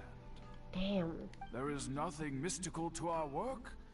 There is only practice, day in and day out, until both body and mind have memorized the craft, turning each motion of every technique into an intrinsic part of the bladesmith's life. Honestly, I want to learn how to wield a katana. Earlier, I had a recommendation video from YouTube that's like a sword actor and like a katana master try to imitate or like recreate the sword slashes in Ghost of Tsushima, and I've heard of that. Properly, you have to actually focus so hard on it. So actually kind of wanna try it, but no, I don't really have any money to buy new games. As for the art of the Kaedehara clan, I believe it's called the Ishin art. Ishin art. That's right. Ishin art strives for complete harmony between blade and mind from the moment that forging begins. For only a blade thus forged can capture and convey its maker's thoughts and feelings, and eventually become an extension of its wielder's will. Indeed. Most samurai choose their blades, but an Ishin blade chooses its owner. Damn. You are, without a doubt, the most worthy wielder of an Ishin blade. It gladdens my heart to see that although the Kaedehara clan has fallen on hard times, its ideals and virtues are alive and well. You overestimate me. My actions are guided by my own personal sentiments, not by any noble aspirations on behalf of my clan. But let's get back on topic. The purpose of our visit today is to gather some information on your missing nephew. We hope to assist with the investigation. It may turn out that this case is connected to another we are pursuing. Ah, yes. My nephew. I reported the case to the Tenryo Commission, but I haven't heard anything back so far. He didn't say a word before he left, which is very unlike him. I'm still completely at a loss on what to make of it, but I've done what I can so far. Worrying is futile. All I can do now is wait for the news from the Tenryo Commission. We heard that there was a collector involved in the disappearance too. Know anything about that? Coffee! Oh, dude. I'm kinda cutting off on my caffeine consumption because I have kind of a bad insomnia. I mean, I had bad insomnia. Yes. On the morning that Yuya went missing, he gave me a very cryptic look and said that he was going to give me a great gift. I believe he went to collect the item from Mr. Nagato after that. The next thing I heard was that a fire had broken out at the warehouse. and neither of them came back. A fire? Yes. Strange, isn't it? I wonder what could have caused it. Unfortunately, there was very little evidence left behind, so nobody knows what really happened. Have you tried playing Honkai Impact? No, I can't really play it because I believe it's more of a mobile and PC game. I don't think it's on the PS4 because I think it's also like a free game, free gacha game. If it were on PS4, I would definitely check it out, but I don't really have a good like phone or a laptop to play it on, so can't really play it. But I do want to check it out because they have an, I believe they have an evade mechanism. Wait, no. Evade. What do you call this? What's the word?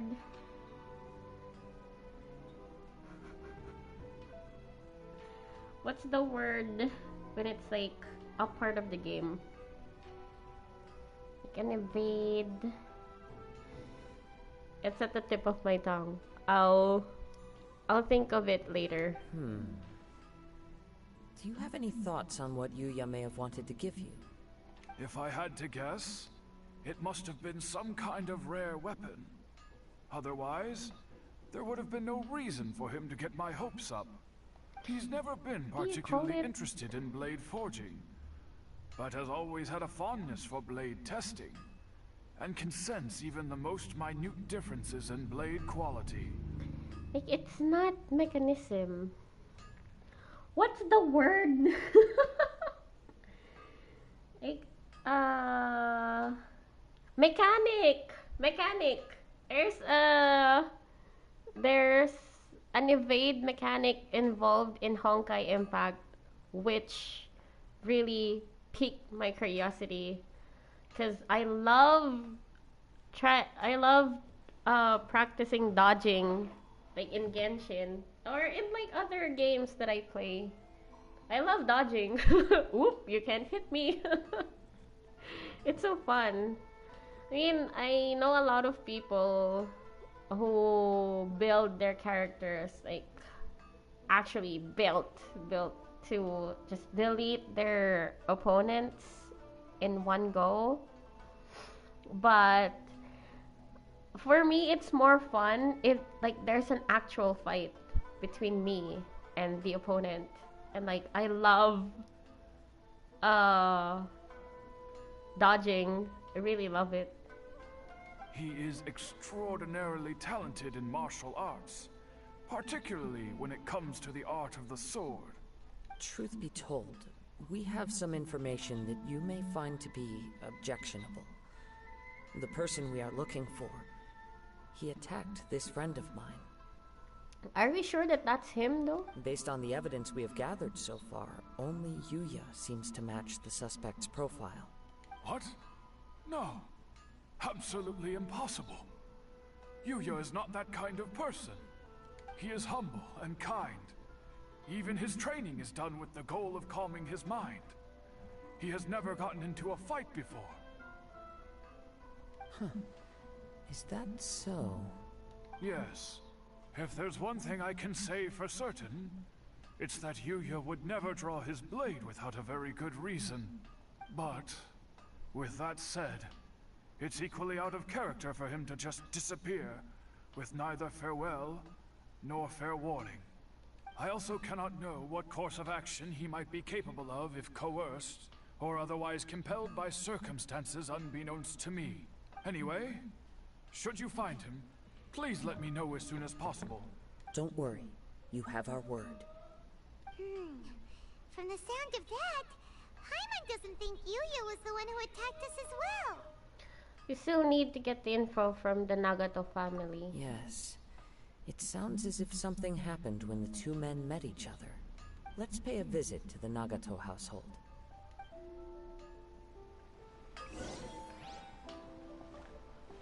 What? Where is the Nagato household? Okay, up there.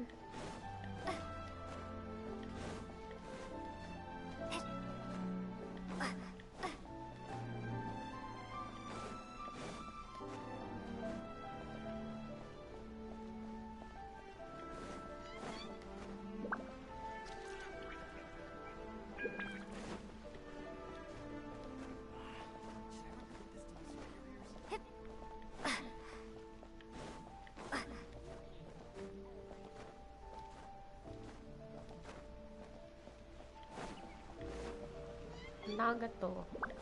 Oh, okay. No, we should really be able to go in these houses. Oh, there are a lot of other games out there that lets you go in other people's houses and steal stuff from like their kitchen or stuff or whatever. Like steal like a couple carrots or whatever. I'm very sorry, but we cannot afford to pay what we owe right now. Huh? My husband has gone missing, and I'm still trying to find him. No, you misunderstand us. We are here to help with the investigation. We'd like to ask you some questions about Mr. Nagato's disappearance, if we may. Ah, I see. I thought the debt collectors had come to visit again. Wow, I love her voice. I'm sorry you have to see me in this dreadful state. Has some new information come out? Do you know where he's gone? No, that's why we're here to ask you. I'm afraid we don't have any new information at the moment. We're still trying to find out as much as we can to inform our search. With this in mind, can we perhaps ask some questions about your family's current situation? For example, Paimon's struggling to understand why a collector would be strapped for Mora. That's a long story. Ever since I've known him, he's been an avid collector of all sorts of things. He'd always get so animated when he was showing them to me. I knew nothing about the items myself, but seeing how enthusiastic and excited they made him, I was happy to believe that they were just extremely important to him. Everything was fine when we first got married, but as time went by, things changed for the worse. Uh-oh, what happened? He lost his sense of restraint. He started buying more and more things, and even resorted to borrowing money just so he could pay for them. Oh no, he became a hoarder. Our expenses really spiraled out of control when he started getting interested in weapons. It was awful. There were days when he'd spend hours down at the warehouse, admiring his weapons even as debt collectors were descending upon our house. He wouldn't sell them, wouldn't even touch them. Just sat there staring at them like he was in a trance. Damn. I'm happy he has a hobby, and I'm willing to support him. But making ends meet has to come first. I've tried talking to him about it so many times, but he never listens. On the last day that I saw him, I gave him an ultimatum. I said, if he refused to sell his collectibles and pay off his debts, I would divorce him and take the children with me. Oh, that sucks, dude. This is why it's important to always keep your self-restraint. You know, I myself have a lot of self-restraint, and like the only time I kind of let go of that was when I was pulling for Zhongli C1. Like, I've never spent anything on this game. All of the Welkins that I've had before, I won in a competition, and then I have like leftover. Bye, Aki! See you next time. Thank you for hanging out. Good night. I still have some leftover crystals from that, which I never used, and which I cannot use because there's a PlayStation exclusivity thing going on. Like, I can't use my crystals because of that. So that's locked away in the PC version of the game, PC or mobile version of this game. Yeah. I really suffered when I let go of my self-restraint when I was pulling for C1 Zhongli, because I pulled for C1. I won the 50-50 for that. And then I tried pulling for his weapon as well. And I shouldn't have done that. And I'm never gonna do that again. So I don't want to suffer like this. Whoa! And that led to an argument. Actually, it didn't. Generally, he's a quiet man who likes to go with the flow. On most things, he leaves the decision-making to me. Oh, that's hard. You must understand, I never would have dreamed of threatening him with divorce if the debts hadn't pushed our family to the brink. After I said those words, he froze and was silent for a long time. When he finally spoke, he awkwardly mumbled that he would pick out a few items to sell. His voice was so meek and pitiful that I felt an urge to take everything back. But then what? If I didn't draw the line, what would happen to our family? You did the right thing. Yeah, it's important to set boundaries. Lumin looks very mad. I would be too, you know. It's important to set boundaries. You have to put your foot down with what can and cannot be forgiven. It's important. Because if you always go with the flow of stuff, it won't always give you something good, you know. Had I not indulged his bad habits, we wouldn't have found ourselves in such a predicament. And I also don't know if he had actually come to his senses, or if he was simply angry with me. The next thing I heard was that our warehouse had caught fire, and both he and the buyer had gone missing. I see. I understand. Amenoma Yuya came to purchase a weapon from Mr. Nagato. During the sale, a fire broke out at the warehouse, and both men disappeared. At first, I assumed they must have gotten into an argument over the price. But my husband has never been one to negotiate. He never even haggles when he's out buying groceries, so it's hard to imagine him getting into a fierce argument. Maybe he was feeling the pressure from the debts? I don't know. He just disappeared after the warehouse burned down. Perhaps he's too afraid to come home now that all his collectibles have been lost in the fire, and he's got no way to pay off our debts. That sucks. Even though I'm still a little mad at him, we're a family, and I want us to face our family's crisis together. I'm so sorry you had to go through this, Sachiko. As long as he's willing to turn over a new leaf, I know we can work things out. Please don't get upset. There could be more to this situation than meets the eye. If collecting things is a habit that Mr. Nagato had his whole life, it is quite unusual for this habit to change so drastically over a short period. Yeah, that's the thing. But the information we gathered from the other side suggests Amenoma Yuya is also a mild-mannered man who would not be likely to start an argument. This situation is getting a little confusing. A little confusing? More like completely mystifying. Let's try a change of scenery and see if we can piece together what we've learned. Okay. Rest assured, we'll notify you if we find anything. Thank you so much. I just want him to come home. Bye, Sachiko. That sucks. Based on the information we've gathered so far, I can only surmise that the sales meeting between the two men was somehow the catalyst for their disappearance.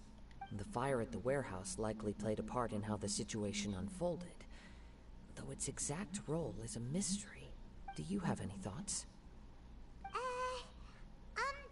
Well, Paimon was thinking that maybe someone accidentally knocked over an oil lamp and,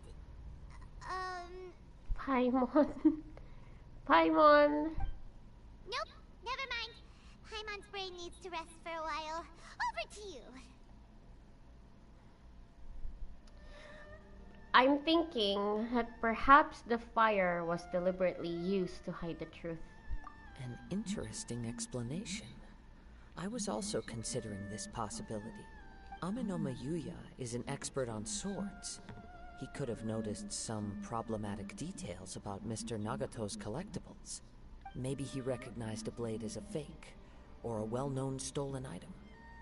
Either way, after arguing about it, the two men agreed to hide the truth of this matter. And then they eloped. They thought a fire would destroy everything.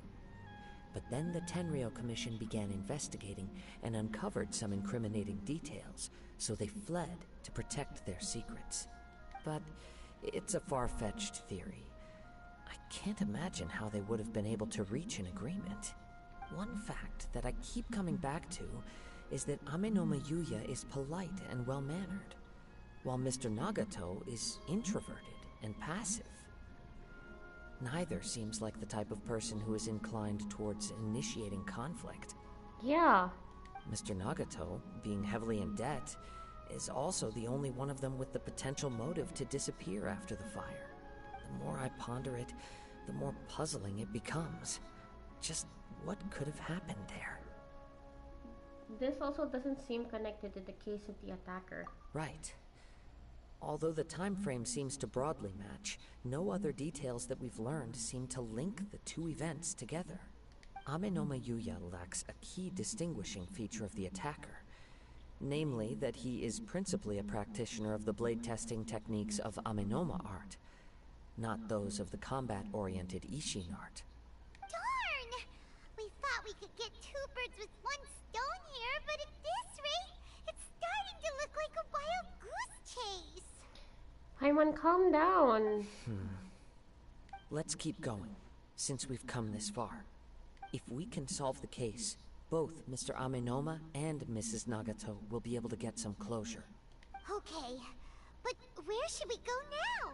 Let's head out of the city and check out the warehouse. There's still a chance we may be able to find some shreds of evidence.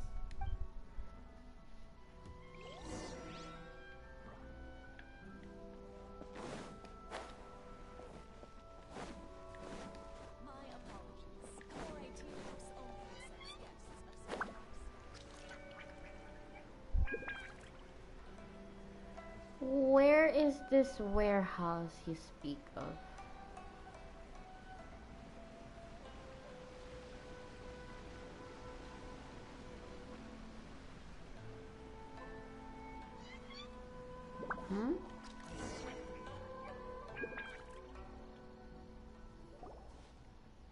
Wait.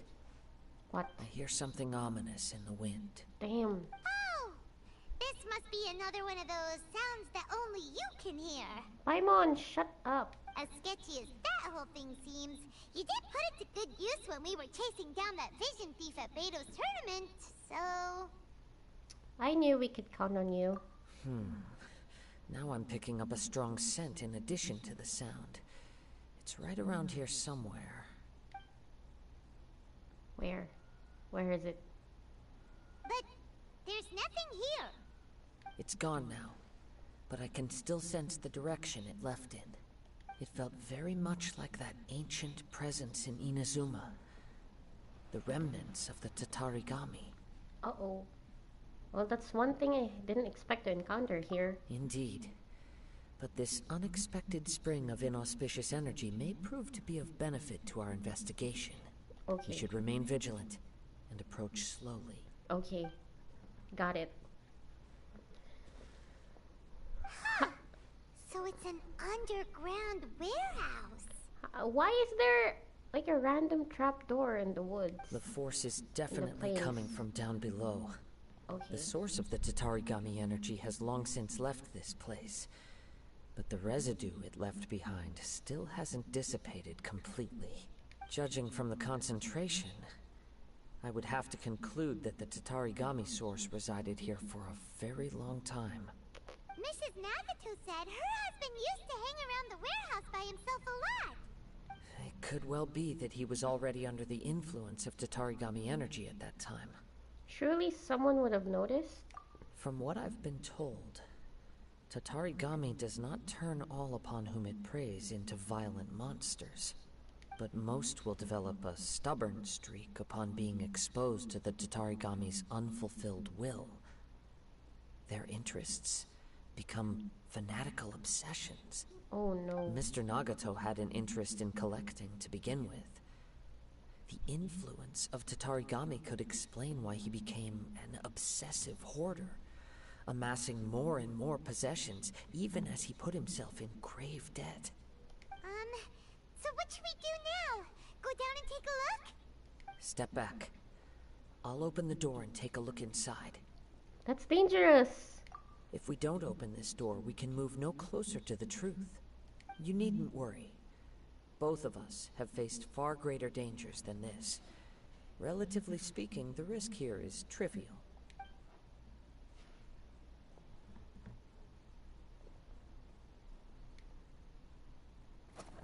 Huh? What's down there? Everything's buried in debris. I can't see anything. It looks like the fire caused a cave-in, reducing the entire warehouse to rubble. Haha, cave-in. That's me. So in the end, it was just scare. I'm not sure if that's a good or bad thing. That was too scary! Paimon was so sure that the warehouse boogeyman was about to jump out at us! All we can do now is keep searching in the direction that the Tatarigami energy source left this place.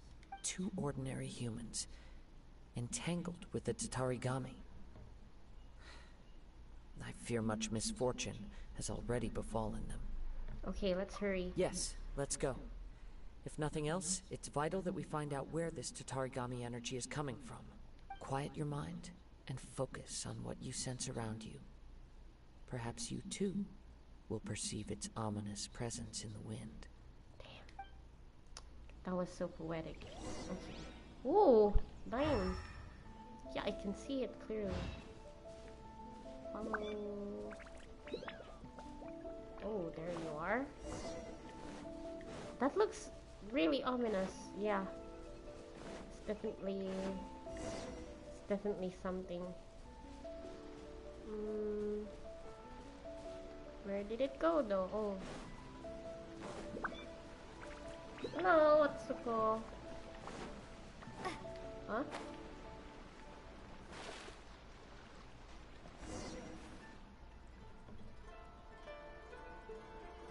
From this point, the trail appears to split into 2. The main source of the Tatarigami energy continued on into the distance, but a small portion remained here, and seems to be dissipating slowly. 2 parts. So would that correspond to Mr. Nagato and Ameno Mayuya? Quite possibly. Let's search the area. Okay. Whoa! Look at all those silly churls! They're acting really strangely. Something seems to be drawing their attention. Let's take a closer look. Cut to the chase! Scatter!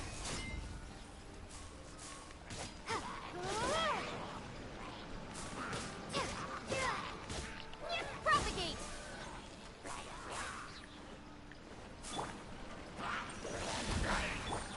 Incoming! With sword comes shadow. Scatter!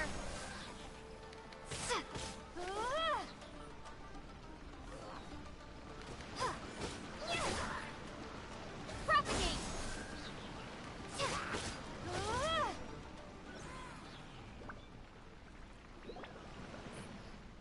It's... Huh? Ugh! Look at this red stuff! What is it? By the looks of it, a letter written on a piece of torn clothing. The ink is bone dry. It must have been written quite some time ago. Well, let's take a look. I am Nagato. I was wounded by Amenoma Yuya. He took my most precious blade. I chased him but could not catch him. I lay down here to rest on account of my exhaustion. I thought that I might croak right here. My stomach kept on bleeding, oh god. But it seems that some strange power has sustained me. Why did he steal that blade? I was going to sell it to him. He even burned my warehouse down. Ah, it hurts. It hurts, but for some reason I can't fall unconscious. So all I can do to distract from the pain is write. What will happen to Sachiko, Yuichi, and Yuji? I'm sorry to them, I really am. Only now do I realize how stuck in my ways I was, and how blind to my obsession. I must have been cursed. I collected all those strange and bizarre things, but they won me not one iota of happiness or warmth. Put all of it together, and it still wouldn't have been worth a single word from her mouth. Thank you, and sorry for letting you down, Sachiko. Did he die? According to this letter, a conflict arose because Amenoma Yuya wanted to seize a blade belonging to Mr. Nagato. Yuya started the fire that destroyed the warehouse and wounded Mr. Nagato in the fight. Mr. Nagato kept chase as long as he could, eventually stopping here to write this letter when his strength gave out. Oh, sorry. So, where is he? He was not only mortally wounded, but also under the heavy influence of Tatarigami. Add to that the fact that its aura seems to have attracted a horde of monsters, and I'm afraid he may no longer be with us. Oh, that sucks. Whatever traces there may have been of his fate beyond after this point, they've since been disturbed by the Hilichurls. There's nothing more for us to find here. Let's ask the Tenryo Commission to do a thorough search later. Yes. Right now, we need to uncover some more important truths. If Amenoma Yuya is attacking other people indiscriminately, then the longer we take to find him, the more people risk meeting the same tragic end. Right! So let's get moving! How did it come to this? That sucks. I wouldn't be surprised if he, too, fell prey to the influence of the Tatarigami. For a practitioner of the martial arts, the easiest desire to inflame would be their pursuit of further power and skill. All the clues that at first seemed disparate and disconnected. It seems that now we know the thread that runs between them. I have a hypothesis that, if it's correct, not only explains the series of events leading to the two men's disappearance, but also zeroes in on the attacker's identity. Wait! You figured it out? So these two cases are connected after all? I believe so. But it's something of an outlandish idea. I will only be able to confirm my suspicions once we've met him in person. On with the search. We must stay vigilant. At any point now, we may find ourselves in danger. Ugh. Nice. Oh, you want me to glide? Okay. Oh.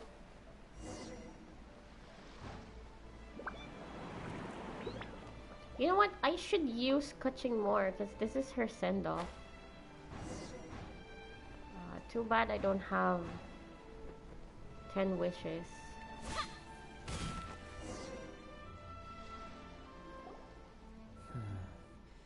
He seems to have stayed here for a long time. Why here? Is there anything special about this place? I'm not sure. But on closer examination, I sense that the aura may have lingered here at several different points in time. Show yourself! It's no use hiding anymore. Oh, he's here. Kaedehara Kazuha. It's you, at last. Aha! So it is the same guy from before! What's your problem, huh? What could you possibly have against Kazuha? Indeed, there should be no enmity between us. If it is Amenoma Yuya that stands before us. But what if instead of facing Amenoma Yuya, we are in fact facing the blade in his hand? The blade! Now that you mention it, it is giving off a strange light. Whoa, Whoa, surely you don't mean... Are you serious? Tatarigami energy often lodges itself within physical objects, then works to subtly affect any living organisms in its vicinity. The blade has resided in Mr. Nagato's warehouse for many years, affecting his state of mind, and more recently using the sail as a means to affect, or rather as a means to occupy, Amenoma Yuya's body. You're sharper than I thought. You've already deduced the truth of the matter. Many, many years ago, I was forged by a famed bladesmith of the Ishin tradition. I was his pride and joy. In me, he placed all his hopes and dreams. As a descendant of the Kaedehara clan, you should be able to guess our greatest regret. I presume it has something to do with the Raiden Gokaden. Indeed. At that point in time, he failed to live up to the Raiden Shogun's expectations. In the end, all he could do was to flee the nation by sea on a ship bound for Snezhnaya. He was a bladesmith of great renown, a master of his craft. There was nothing that he could not accomplish. All he needed was more time and a little faith. And sure enough, in the end, he achieved what he had set out to do. All of his life's work, his wisdom, his skill, it culminated in his creation of me. He not only bestowed upon me the greatest of strength, but also endowed me with a consciousness of my own. How is that possible? In her conceit, the Raiden Shogun lost not only the single most perfect blade in the entire world, but also an irreplaceable achievement in the art of blade forging. So... swords can become conscious and control people? The people of the time in which I was born never believed I had that kind of power. They saw me as a mere blade, a sharp and well-crafted one, but in all other respects an ordinary weapon. But that gave me the opportunity to take action. After the death of my creator, I decided to leave Snezhnaya and began my long quest to return to the distant land of Inazuma. Moving from one person to the next, I controlled the minds of countless hosts along the way, each bringing me one step closer to my ancestral home. I seek but one thing: to face the full force of the Raiden Shogun's blade and prove my power, the might of Ishin art. Okay. Ah, so Amenoma Yuya was not your first victim. Tell me, what happens to those you've possessed when you've finished using them? My hosts? Who cares what happens to them? They are but tools that serve my mission. When they got tired, or injured, or unusable, I hopped to the next one in line. All I needed them for was to take me back to Inazuma. You're awful. After I returned to Inazuma, I decided to bide my time in Nagato's warehouse until Amenoma Yuya handed himself over to me on a silver platter. At long last, I'm approaching my journey's destination. By Amenoma Yuya's body, I have found you.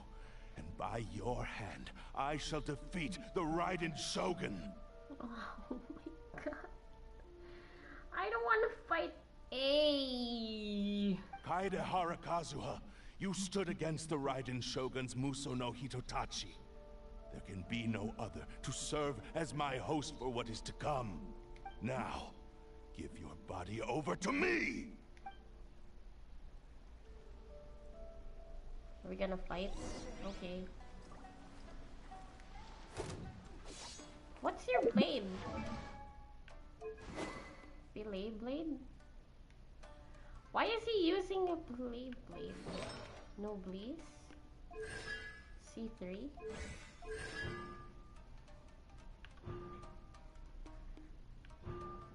Why is he using belay blade? Submit to me! Shall rewrite history! Wind strike!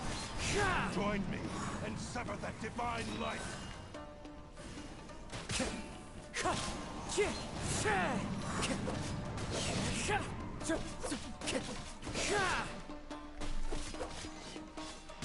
Ah. Wind Strider. History.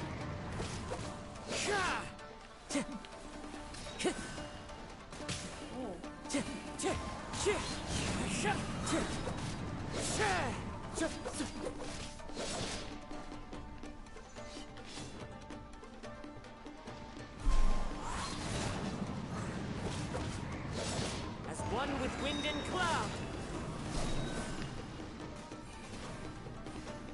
Submit to me. That hurts.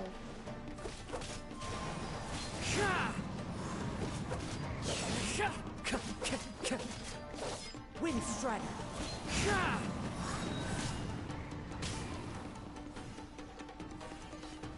Ow.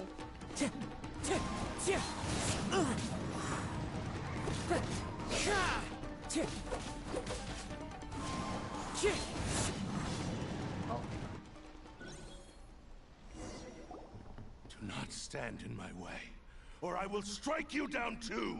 Sure. Your bluff's fooling no one. You've lost. Lost? I can never lose.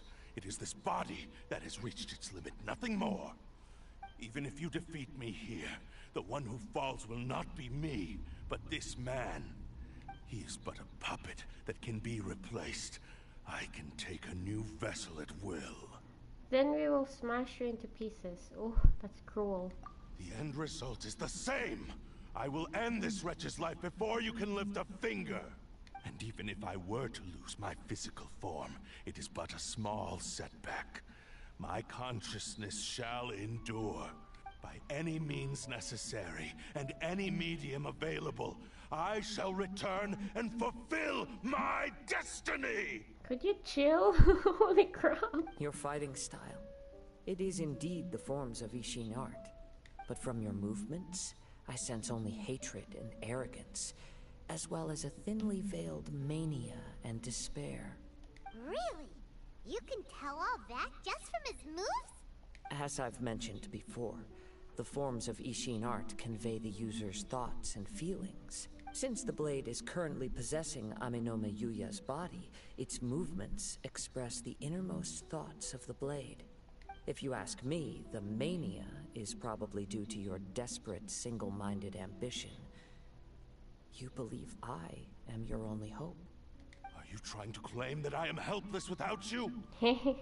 On his deathbed, he passed to me all of Ishin Art's secrets. The little that you know barely scratches the surface. In that regard, why would I ever need your help? Because all of that is in the past. I've been wondering why you've not caused more trouble in all the years that you've been in Inazuma. If you are indeed a cursed blade that can possess its owner. Now that I've seen inside your mind, everything finally makes sense. You weren't biding your time. You were trapped. After all the time that's passed, you have grown weak. To the point that you are now unable to acquire a new host without making physical contact. Oh, that's right. Paimon remembers now. Mr. Nagato had a habit of never touching his collectibles. Only when Mr. Nagato witnessed his wife's distress and decided to sell his collectibles did you finally have an opportunity to reach out to Aminome Yuya and make your escape.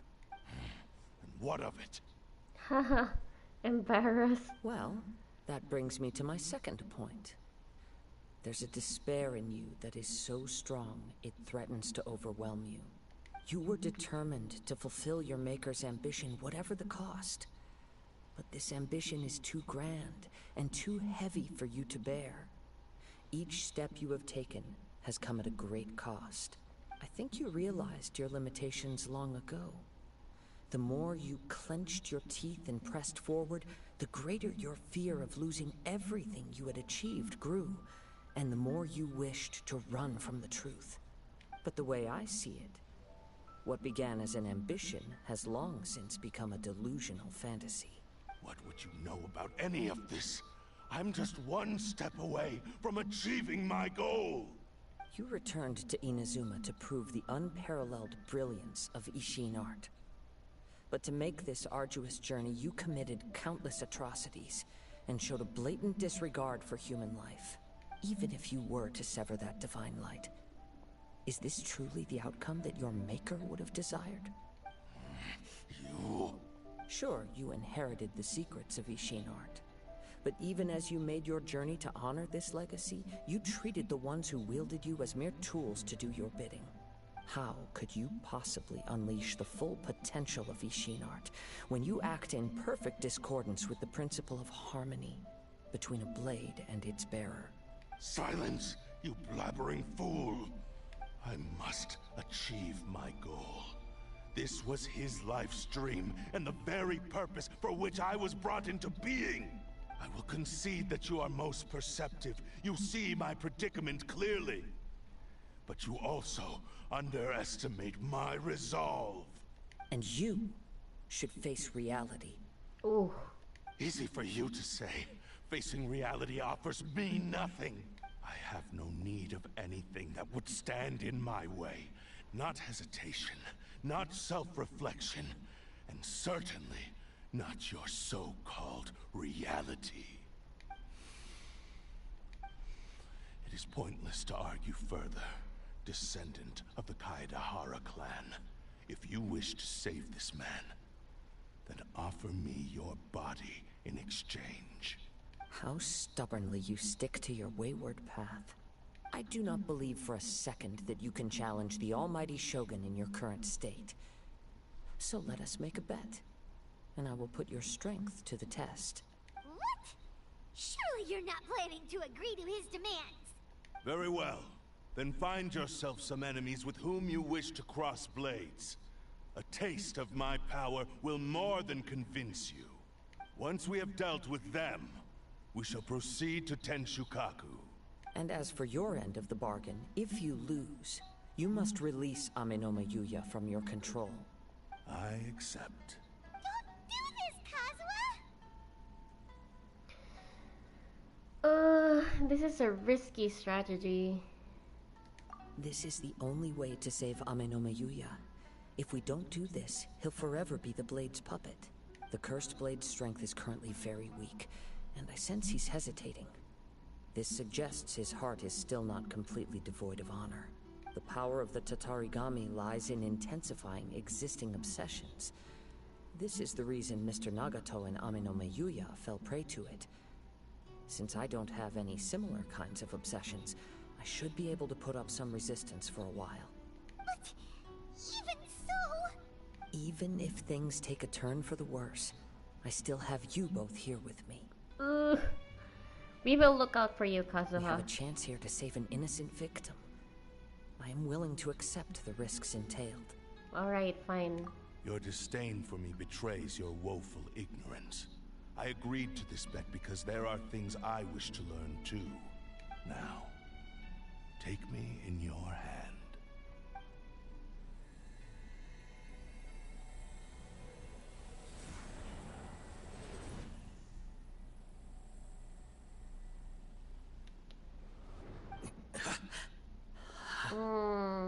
Kazuha? I'm okay. I felt a little dizzy at first, but only for a moment. Are you sure you're okay? It's all right. So far, this was as I expected. If something feels off, let me know immediately. I will. Thank you. What should we do next? Have you got a plan, Kazuha? We find some enemies. Although this blade has endured much turmoil, it probably hasn't experienced many real fights. If a blade built for Ishin art cannot enter a state of harmony between blade and bearer, it cannot unleash its true power. If he wants to avoid reality, then we need to fight until he has no choice but to face it. He shouldn't last long in an intense combat situation. Uh-oh. Wait a minute. Paimon remembers hearing about something from the Adventurers Guild. Since the Takasukasa clan abandoned that secret base, it's been held by Ronin ever since. That should fit the bill. All right. Please lead the way. What about Amenoma Yuya? What should we do with him? The blade says he'll let Amenoma Yuya trail us silently. Although he hasn't regained his own consciousness yet, he is not in any immediate danger. Are we sure this is a good idea? It's a pretty treacherous journey. Okay, fine. Just be careful. Oh boy. Okay.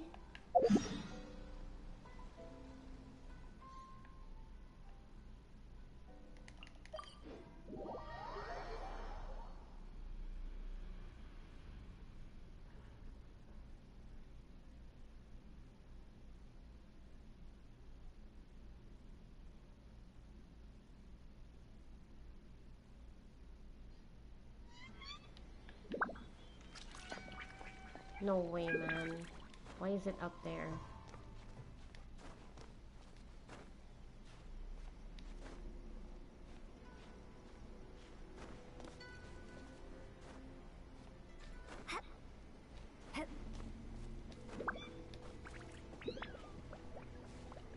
What?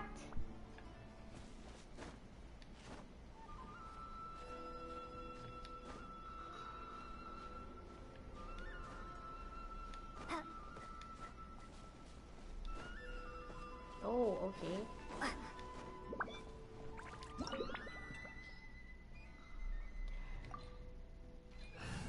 Animo will be Kazuha. I'm gonna try... I should try using Kaching more. This is her send-off.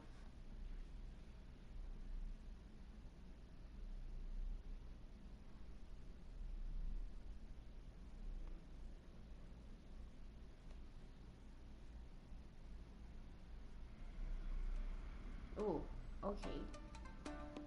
Huh, right.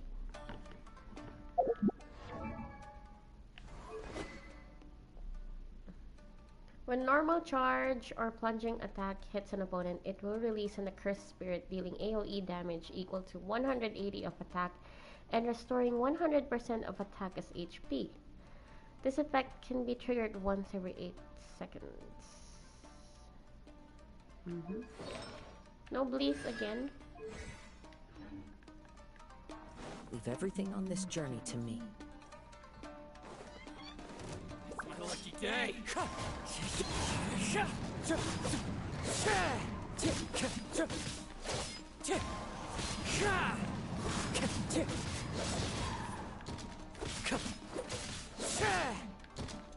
Wind strike!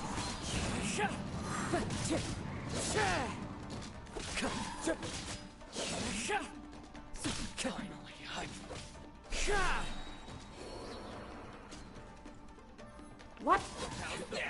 Let's get down to business. Come here. Fallen leaves, adorn my night. Oh, I love that.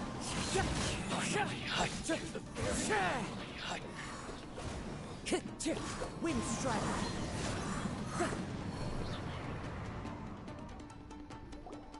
How are you feeling? You okay? I'm all right. The blade is performing largely as I expected. Having gone so long without proper use and maintenance, it's become very difficult to use. Ooh. Though he's making every effort to persevere, I do not think he can last much longer. Something else on your mind? How strange. Rather than trying to control me, he's instead trying to match my fighting rhythm. Let's keep going.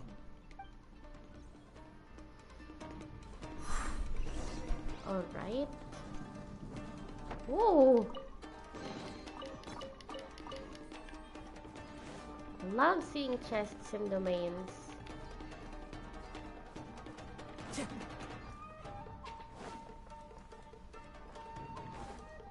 Hi. It's my lucky day! No, it's my lucky day.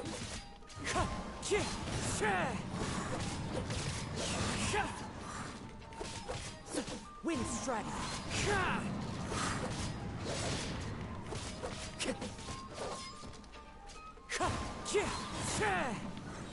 Let's get down to business. One with wind and cloud!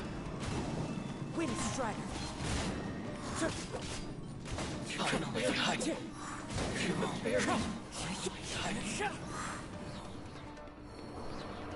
Whoa! Something's up with the blade! What's going on? I can sense that his strength is slowly fading away. The blade is becoming more and more difficult for me to wield. He cannot hold out much longer. If he keeps persisting, he will likely break apart at any moment. Uh-oh. But what would that do to Amanome Yuya? I will be careful with it. He also says he does not have any plans to give up easily. He's still trying to achieve his goal.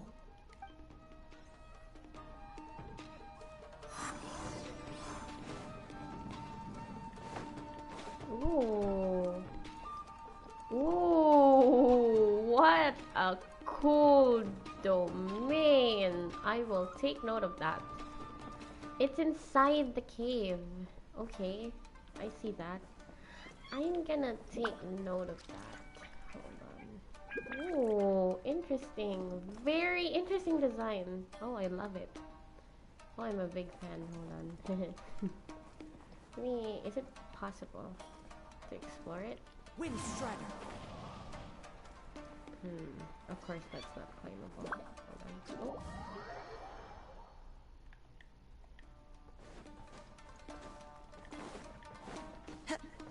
Oh, I love it. I love this domain. Oh, there's gears and stuff. I can't wait to get to Snezhnaya. Because like, I'm very much expecting it to be like a steampunk kind of place. And I'm definitely gonna try building something steampunk when it releases. And there's bats. Wow. Okay, interesting. Very interesting domain. Love it. Love it. Look at it.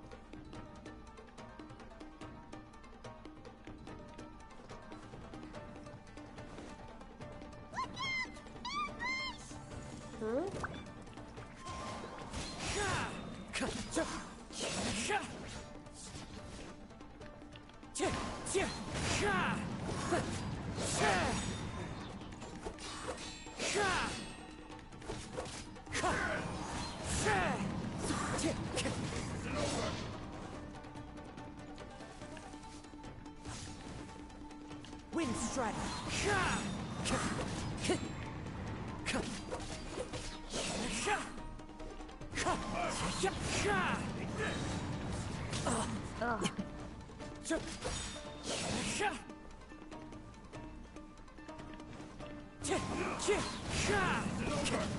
Clouds high, the birds call.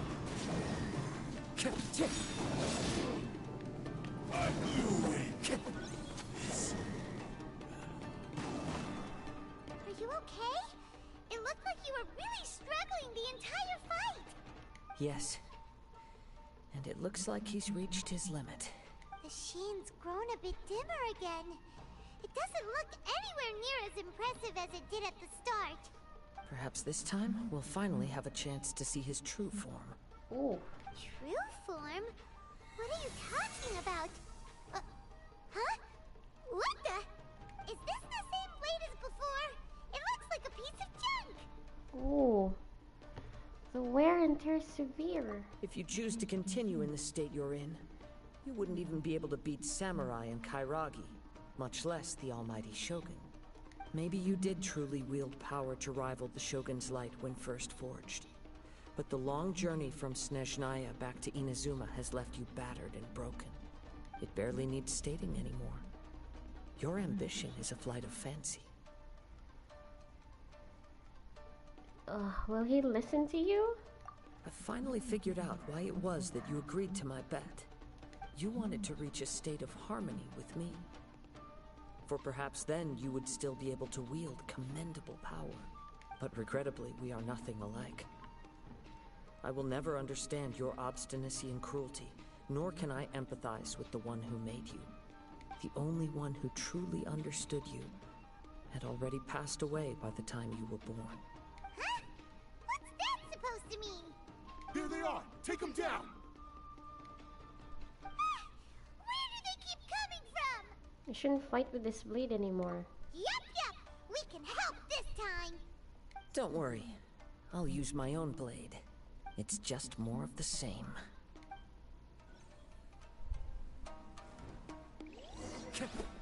Oh. My lucky day. Why is he using fillet blade?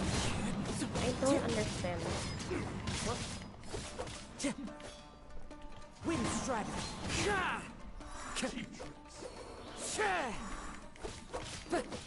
This will do! Isn't over. Wind Strider.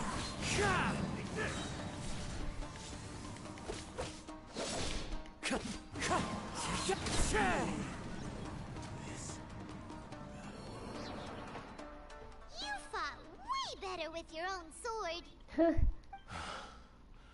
You are a true Kaedehara in flesh and in spirit. Though we fought briefly together, you have seen me for who I really am. No one knew anything of my story throughout my travels, nor did I tell it to anyone. You are the first person to know the truth. I thought that if I could achieve Ishin harmony with you, perhaps there would still be a ray of hope for me. But in this too, you have failed. Indeed. No matter how hard I tried, I could not attain that perfect harmony that your personal blade does with you. Too much time has passed. My physical state is poor, and without proper maintenance, I can only disguise my true appearance behind an outer sheen. Yours is the blade that took on the Muso no Hitotachi. And what a magnificent blade it is. Perhaps I shall never reach that level of glory. Actually, this is just a generic blade that I picked up during my travels in Liyue. What? Forging and maints are both important for a blade, but I most needed it. I received aid from another power. Skill, blade, determination, and desire. All these must be aligned in the practice of Ishin art. There is something else I must tell you. Though your maker may not have been aware, your ability to possess your own consciousness derived from the power of the Tatarigami. Tatarigami is a malevolence from the ancient past. It is the source of your mania and savagery. Though you tried to cooperate with me while I was wielding you, the part of you driven by Tatarigami was constantly trying to seize control of my body. I sensed it, but I couldn't change it. It is an integral part of my consciousness. I resisted its temptations because I wanted to save Amenoma Yuya. But I do not know whether you yourself have any intention of trying to fight it. I feel a great sense of regret for you. Since you embarked on a journey bound for a destination you were destined never to reach. What? Wait. What? Why? Is it because of the storm?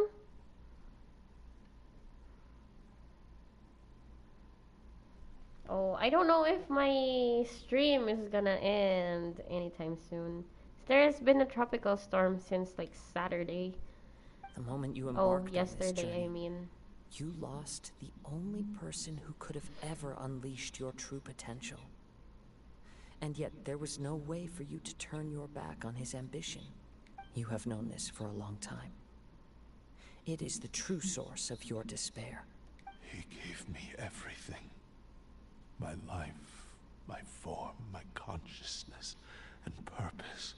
How could I possibly deny him his wish? I said to him, "Do not worry. From here on, I shall forge your legacy." How could I go back on my word? I believe our bet is now settled. I have nothing further to say. Where are you going, Kazuha? He now has neither the ability nor the motivation to cause further harm. Let's give him some time to reflect on things.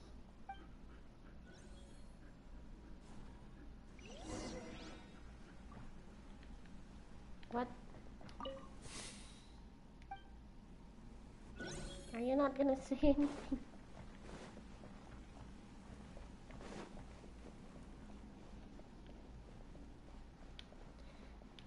very interesting place.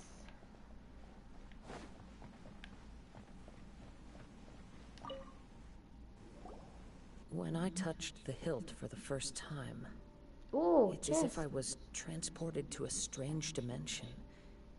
It was somewhere I've never been. A bladesmith lay quietly on the bed, his frail face barely visible under the moonlight. His breaths were weak, and his life near its end. A newly forged blade lay by his side, listening attentively to his final words. Wow. That was the Blade's memory. Indeed. While in exile in Snezhnaya, the bladesmith eventually learned the truth behind everything that had happened. The Ishin art had been dealt a devastating blow by the desertion of its best smiths. He spent the rest of his life in the forge, not to vent his frustration and hatred, but to atone for his actions. He felt intense regret at being tricked by the Fatui, but he could never again return to his homeland. His sole wish was to one day return his single, proudest creation back to the land of his birth. So he instructed this sentient blade to find a way back to Inazuma, no matter how long or how hard the journey. But he never wished to rival the gods. All he wanted to show was that they once shone brilliantly as blade and smith.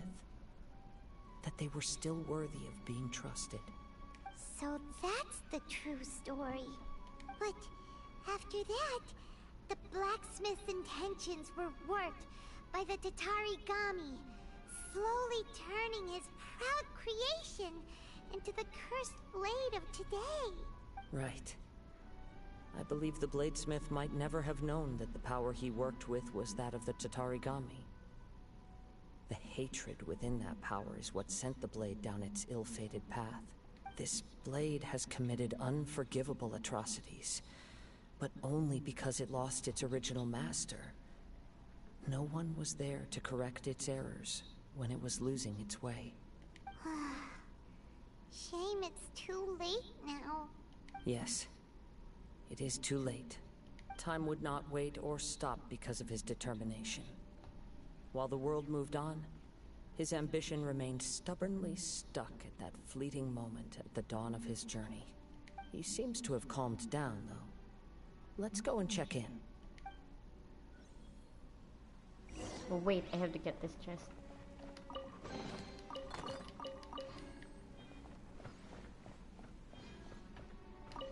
You good, bro? When I look back at the past, I can remember the day of my forging like it was just yesterday. I once told him that I would pay any price to fulfill his wishes. Such was the debt I owed to him for giving me the gift of consciousness. But darkness and slaughter numbed the mind. Over time, I lost sight of the difference between gratitude and grudge. Not only did I fail to fulfill his ambition, I also defiled it. You are finally seeing reality clearly. Since we agreed to the terms of the bet, I will honor the agreement and release Amenoma Yuya. But I still cannot bring myself to forsake his ambition. It is the entire purpose for my existence. So, may I ask you to help me fulfill the ambitions of myself and my creator? Hey! Now you're adding yours into the mix, too? Jeez, don't push your luck, mister.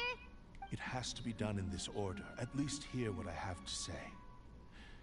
And if you don't agree, I will still release Amenoma Yuya as promised. My physical form, as well as the knowledge I possess, should still be of some value to you. His attitude has grown a lot milder. What do you think, Kazuha? Should we give him a chance? Let's hear it. Thank you all. When I was first forged, my maker was already terminally ill. He told me that he had wanted me to have the grandest opening battle. Alas, after that, he never rose from his sickbed again. Nor have I ever had the chance to prove myself in battle since. My fights were devoid of any noble meaning. They were merely the next step in my never-ending journey. The next in a long line of transgressions. You are a fine warrior. I would like to request your hand in battle and experience a true duel between samurai. Oh? And who would be the opponent? I will release Amenoma Yuya and restore his consciousness. Perhaps after that, you can convince him to commit to a fight with you. He must have plenty of reasons to both hate me and desire a good fight. Understood. Then let's start by waking him up and seeing if he has the stamina and will to fight. Is he okay? I see. He used my body to inflict harm on others. I utterly despise him and his actions. But since he stayed true to your agreement by releasing me, he must still have some remaining semblance of honor. If a duel can help to set this state of affairs in order, I am willing to put myself forward. I do not wish to be a mere victim in this story. There's no need to worry. We'll vouch for your innocence to the Tenryo Commission. Thanks for your help. Who knows how this would have ended without your intervention. All right, then let's move on. More Ronin could appear at any moment. We can't stay here. In any case, for a final duel, I think we should aim for a greater sense of ceremony. Ooh.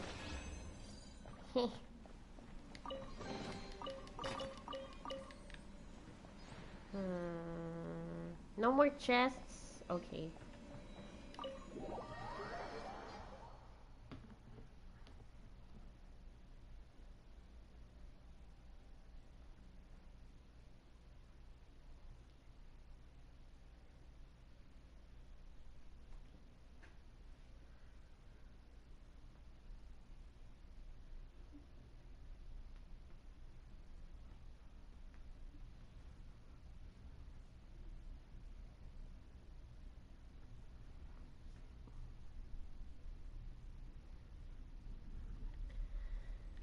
Fulfill the Cursed Blade's wish.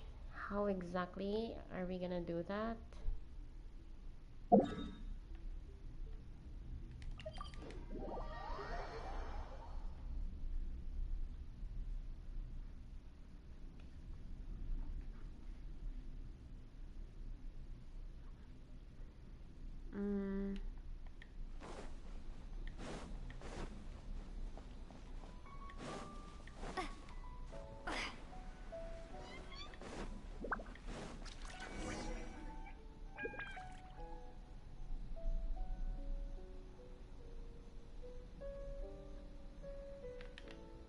Hello?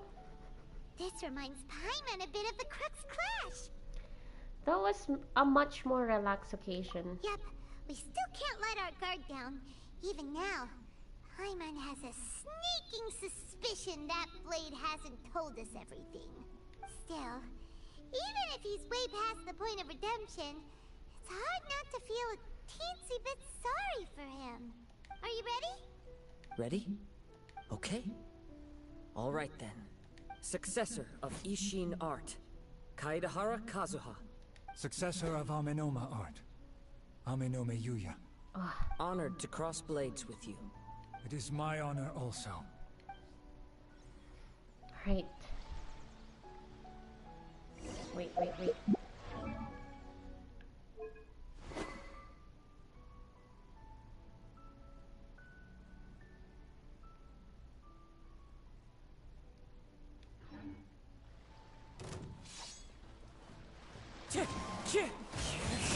Time to go.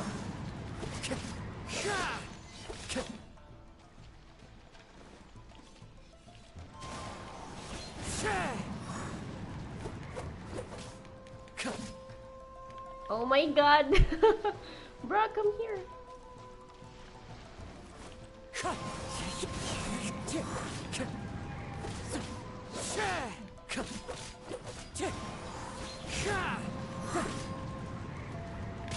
Ow. Okay. I guess they're not.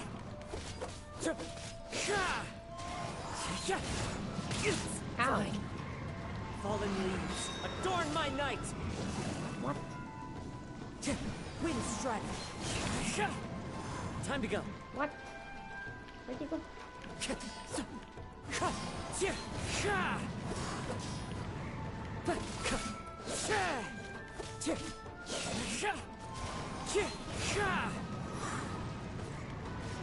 That hurts! Ow.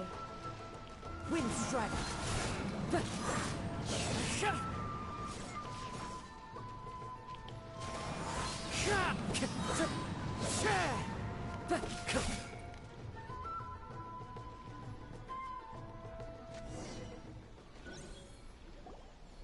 Thank you for the experience.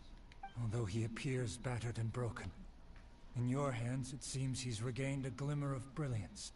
His sense of savage cruelty has completely faded away. But that same sense of determination remains strong. You also fought well. I'm sure he relished the experience. There are a few things that I shall leave him to tell you himself.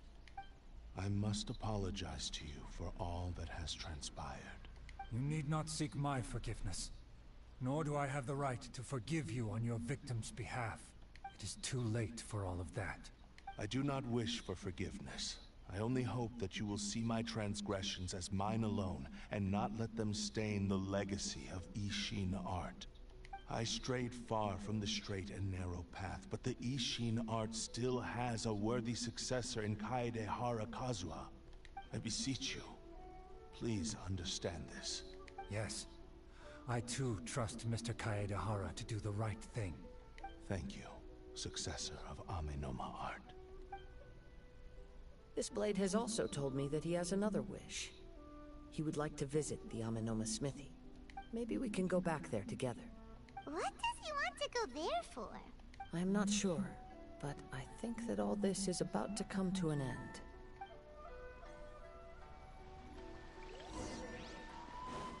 Return to the Amenoma smithy. Okay, let's just walk there. So, wait. I'm gonna take Kaching for a walk, because this is her last, stroll with us. Kaching was replaced really quickly because she was my first 5-star. Like, my first 10 pull, like, way back when I first started Genshin. On my first 10 pull in the standard banner, I got Kaching immediately. And before I started this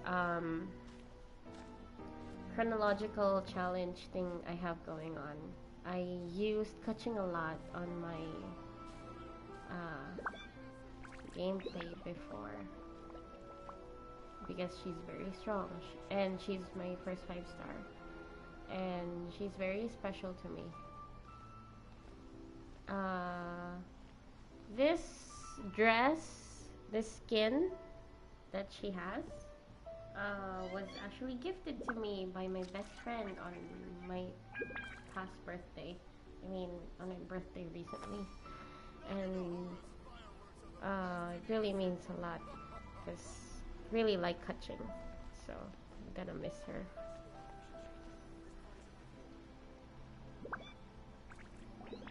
Oh, it's Yuya! You have returned! I am sorry to have troubled you. It's all thanks to them that I was able to return safely. A prized Ishin blade, turned weapon that controls the human mind. Considering their forging philosophy, this was indeed within the realm of possibility. This is a great pity. But I have some good news as well. Ryuji from the Bonton Sango Detective Agency tells me that they've found the missing Mr. Nagato. Really? Is he okay? Yes. Badly wounded, but he will live. Oh my goodness! Oh my gosh! I'm And so now glad that he Yuya is survived. back, it seems like the final ending to this story is a happy one after all. I think I know what you want to do. What's wrong, Kazuha? Is the blade whispering in your ear again? Yes. He said he wants to take control of me for a brief moment. What? No way! Hasn't it learned its lesson? He tells me that he's thought of another way to fulfill his maker's wish. And he assures me that he won't use my body for anything nefarious. I have decided to let him do it.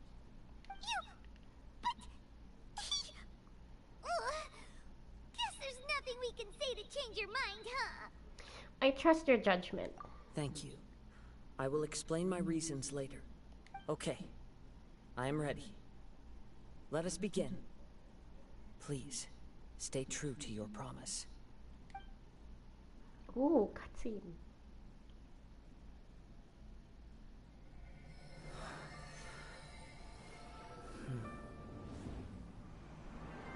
My power is almost spent. Without him, my eventual demise is inevitable. But if I abandon the future to give everything I have in this moment, my physical form can be forged anew. Everything?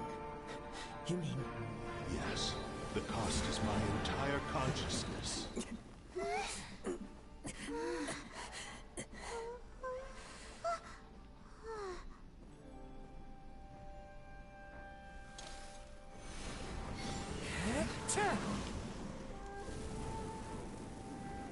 You were right. There's nothing that I can accomplish now. But there's still a chance for Ishin art. Once remade, I will be a valuable resource for your studies. Ishin lives on, and its finest hour is yet to come. Even if I am not the one to prove its might to the Shogun, as long as it is an Ishin blade, crafted by Kaedehara hands, it will still fulfill his final wish.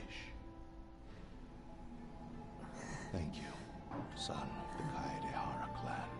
Over the years, my real name has been forgotten by all. I'm ashamed to utter it, yet it remains strong in my mind. Kagotsurube Ishin. This name is now yours to keep. Rest in peace.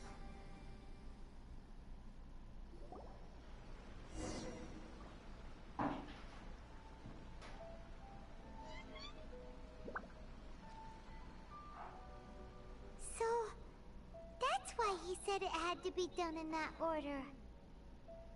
His consciousness will disappear forever after fulfilling the bladesmith's wish. Kagotsurube Ishin. It was the first time I ever heard his name. It seems like deep down he disapproved of his own actions, and thus chose to bury this name deep within his heart. Only in the final moments, before his consciousness faded, was he willing to entrust it to another. Seems like he really wanted to fulfill his maker's wish. The same fervent ambition that gave him the motivation to keep going forward also fueled the stubborn determination that blinded him to the path ahead. Speaking for myself, I'd rather see him recognize and atone for his mistakes than see him punished for them. Oh god. Too dangerous if you ask me. The remnants of defeated gods are nothing to scoff at.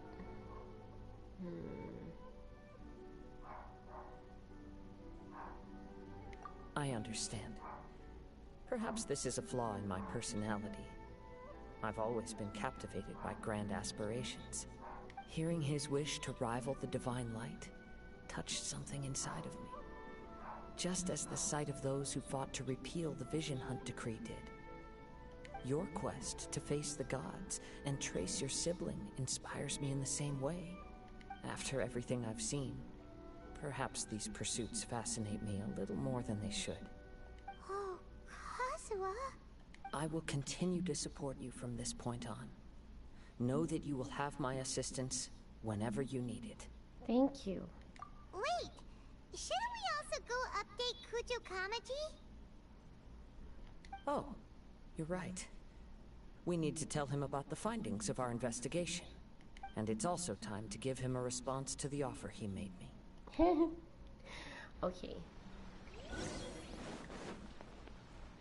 Let's just walk there. Come on, Kaching. You know, even if I lost two 50-50s to Kaching, I now have C3 actually of Kaching. First one is I lost Venti's 50-50. Like on his last rerun, right?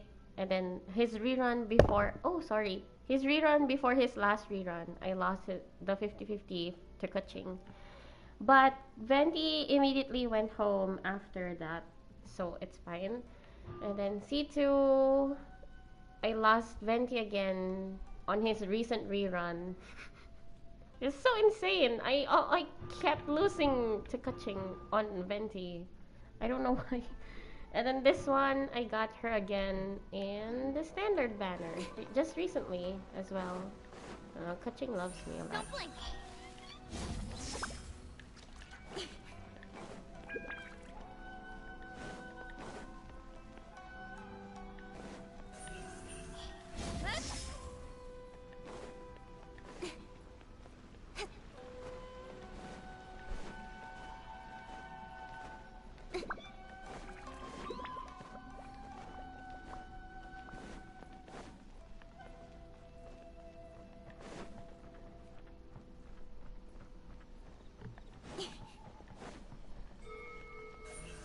Speed of light.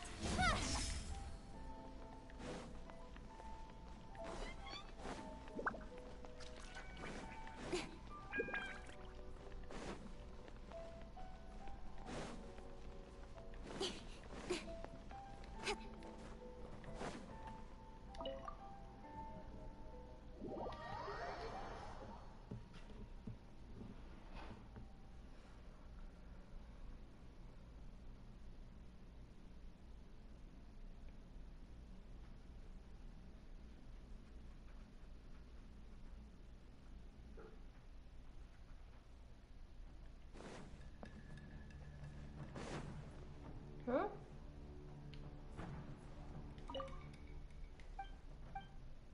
What is it? You need anything? Who are you? You don't even know who I am, ignorant outlander? I am the chief samurai of the Tenryou Commission. I am in charge of the security of the Kujo clan. Everyone knows that I am the best swordsman in Inazuma. You better not try any mischief in front of me. You're the best in Inazuma? That's right. I have always pursued perfection in my swordsmanship, and I've already reached that perfect state. As far as I am concerned, the best swordsmanship requires you to rely on your own strength, not some heretical vision. You and Kaching would get along swimmingly. My fellow students couldn't even scratch me with their elemental powers. I even managed to seize their visions. What a bunch of clowns. Oh, are you also a swordsman without a vision? Not bad. If you keep up with your training and somehow become 1,000 the swordsman that I am, I'd say that you've done pretty well for yourself. Damn, okay. Why are you so arrogant? Where is Kamaji? Anyway, why did I have to talk to that arrogant samurai?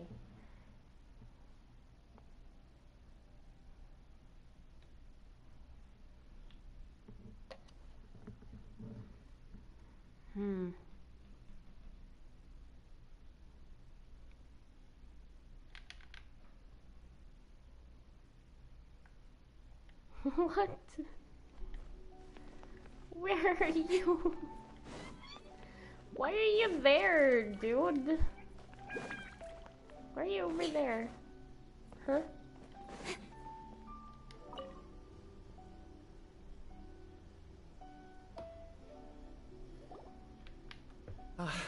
You've returned. I hear that the issue has been resolved. Though this was a treacherous investigation indeed, we're most fortunate that no lives were lost. The Tenryou Commission has already attended to the danger at the warehouse. The investigation into Amanome Yuya should conclude soon. I do not believe he will be charged with any crime. Wow, you sure kept your ear to the ground.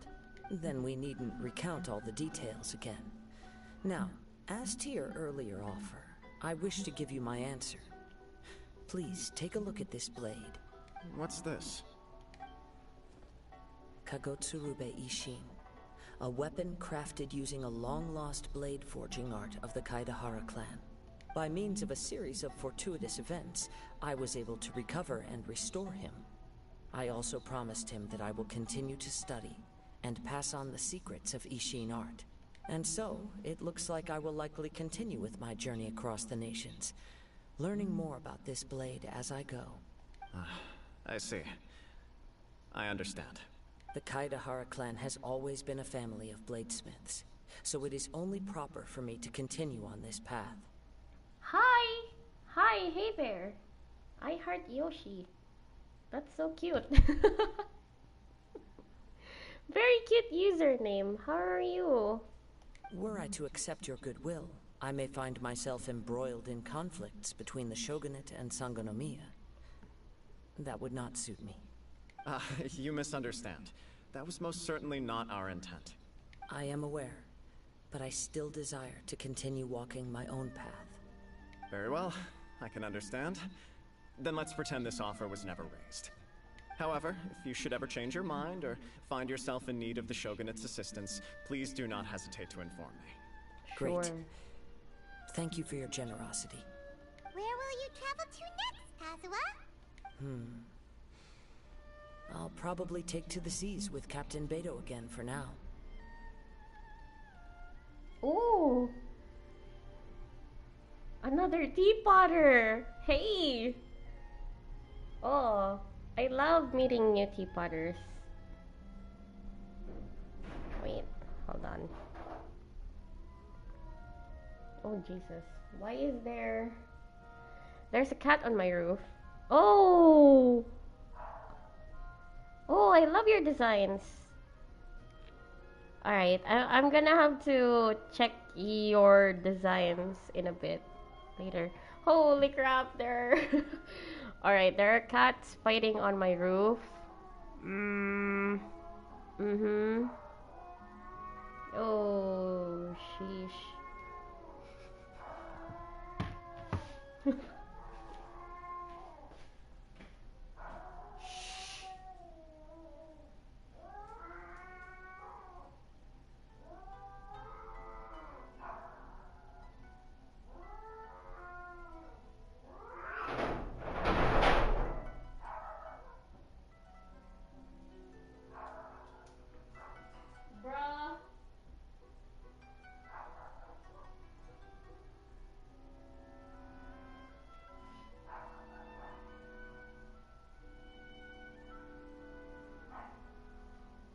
All the roofs you can choose to fight on.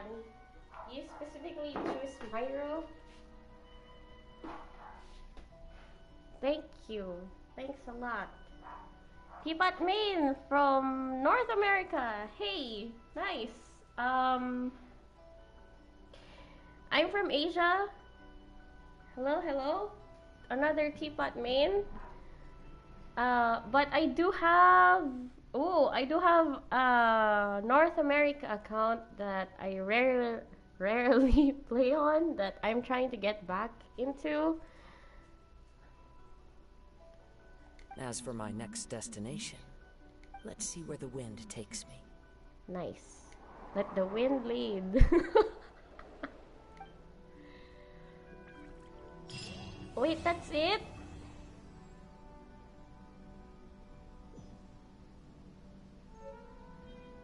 Oh, and he gives us the sword.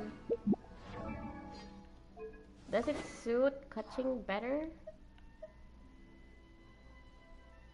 Ishin Art Clarity. When a normal charged or plunging attack hits an opponent, it will whip up a Hue Wing Gale, dealing AoE damage equal to 180% of attack, and increasing attack by 15% for 8 seconds. This effect can be triggered once every 8 seconds. This famed blade was born in a nation to the far north, but in the name of Ishin, it was stained with many a dark deed on its homebound journey.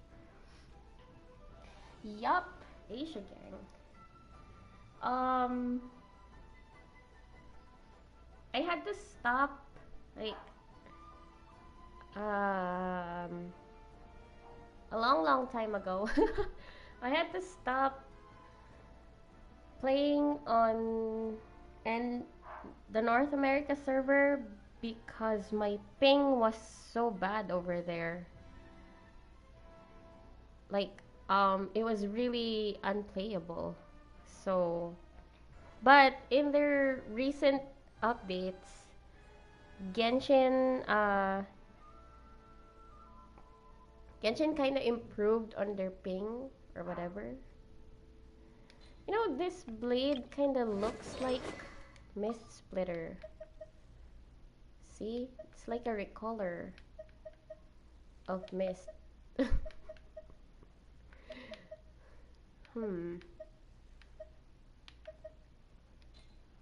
Is it possible to refine it? Wait, no!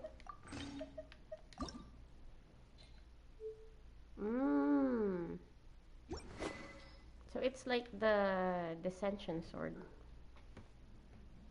Yeah, but I've been playing on it more, at least trying to. Okay, so with that, can I buy like 4 more? Wait, how many? I think I have 4 standard wishes. I mean 6, okay. So I need 4 more. Can I buy 4 more? How much is it gonna cost me? 20. I mean, I guess. Nah, let's do it for touching. It's worth it. It's touching.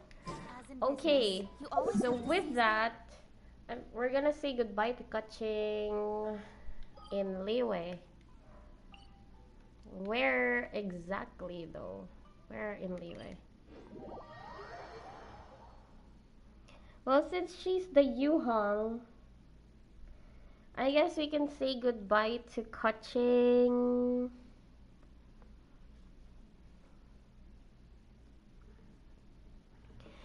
Are you happy for new update for Teapot? You mean the replicate system? Quite a downpour. Nothing will get done. I think it's very interesting. Let this be a lesson to those who yesterday said I'll do it tomorrow. Okay, Kaching. Chill. I think it's a very interesting update. I've heard a lot of mixed opinions on it because one half of the Teapotters community. The sun is out. Our work's done for the day. Shall we take a stroll? They're pretty happy with it because they can finally ask other Teapotters for a copy of their designs, you know, the difficult ones. But another half of the Teapotters community, they're not happy with it because, you know, even if most Teapotters, they're very nice people, they're good people, you still can't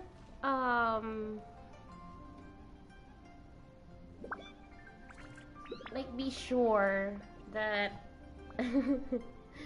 not all of them will, you know. Come on, enough procrastinating. Let's go. Calm down. I'm talking. Not all of them will be, you know, you won't be sure if some of them will be plagiarizing other people's works, and yeah, I'm still wary of the replicate system. I don't think I will leave it on willy-nilly. because some of my designs, I specifically designed them for my friend who like asked me to design their teapot, I'm all and for work-life balance, but I want their designs to be like specific to them, like especially made for them, and I don't want other people to like just replicate them. I mean, say my problem is how the glitches works. Yeah, honestly, I'm kind of curious if the replicate system will will be able to keep the sinking and the floating stuff, because like um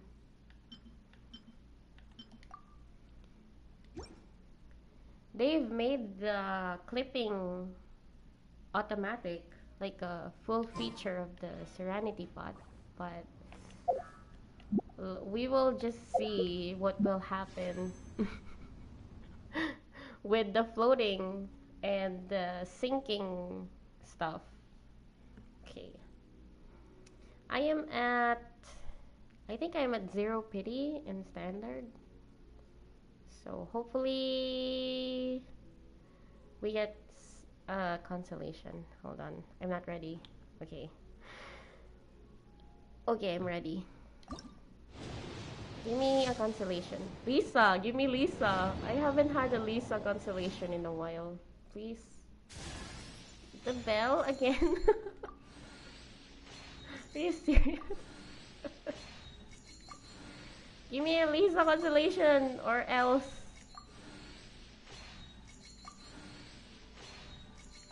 Well, I guess that's not happening tonight.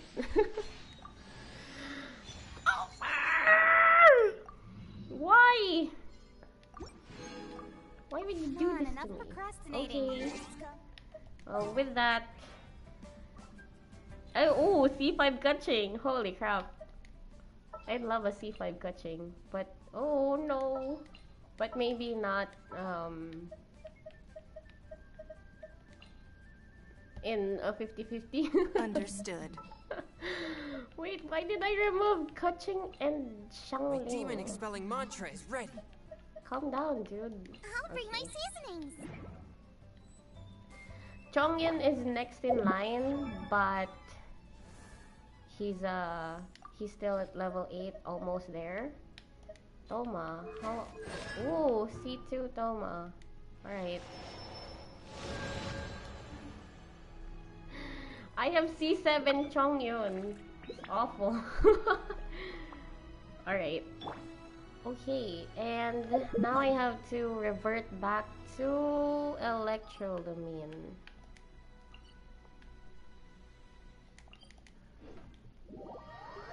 Ah, Jesus. With regards to the teapot, I am looking forward to the Sumeru realm and the new furnishings. I'm looking forward to the new fountain. Because I'm kind of sick of the old fountain we have. Like, there's no Inazuma or Liyue themed fountain. The only fountain that we have is the one in Mondstadt. I save up for Ayato and Raiden rerun. Ooh, nice. I like Ayato a lot. I think he's like a very good burst support. My friend has him, but I don't really pull for just anyone. I only like my main goal for this account is to just collect the Archons, and so far I have succeeded with that. And I have guaranteed Nahida because I lost Venti C1 on his recent rerun to Kaching C2, which sucks. But it's fine, at least I got him. But I I don't know. I don't have a lot of wishes saved for Nahida because I only wish until I only have 5k primos and I don't go below 5k primos. I do have 12 fates though. So if Nahida doesn't come home, then it's like whatever.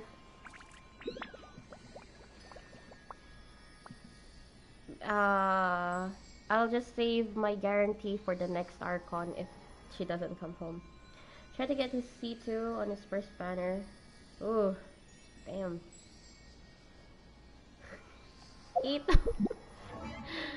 I don't really pull for the 5 stars. Mona I got from the standard banner. Kaching also got from the standard banner. Shao I did pull willingly because I like him. Ito I accidentally got while wishing for Goro because well, long story short, I'm kind of stupid and that's all my 5 stars.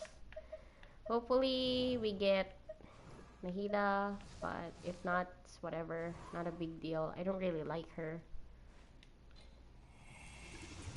Yeah. I guess once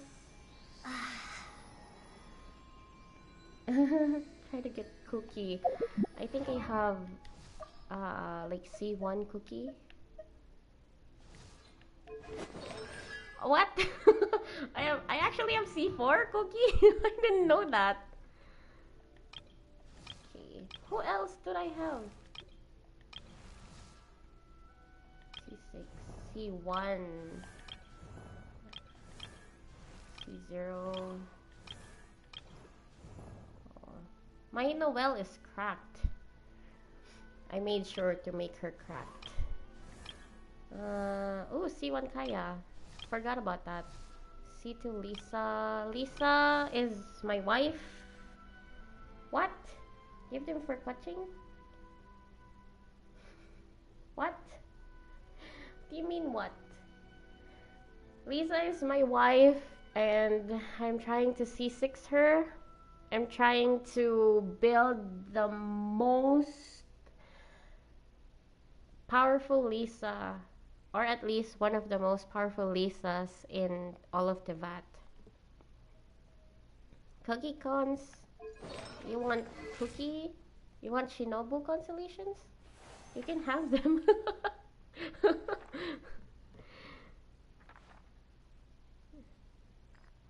I'm trying to build the one of the most powerful Lisas in existence.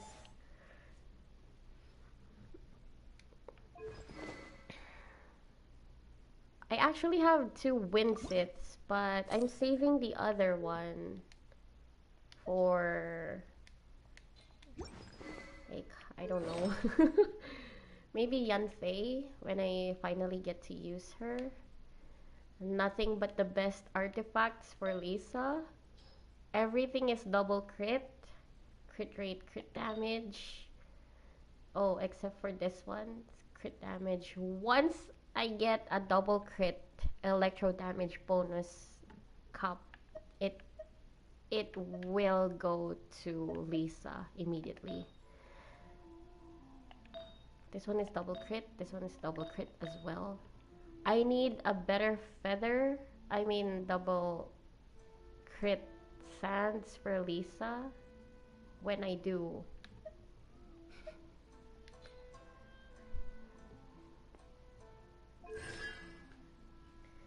Yeah. Ooh, Shinobu Lovers United. I like Shinobu because she heals in a good AoE. Even if she's just like, I think I only have her to level like 1. Oh, sorry. I will use her eventually. Okay. I will use her eventually. I will level her up to 90 eventually. I just have this thing going on. I'm actually doing a chronological challenge where I try to use all of my characters. So as you can see, I have most of my Mondstadt characters on level 90. I grouped Aloy into Mondstadt because you get her in like version 2.0 or something.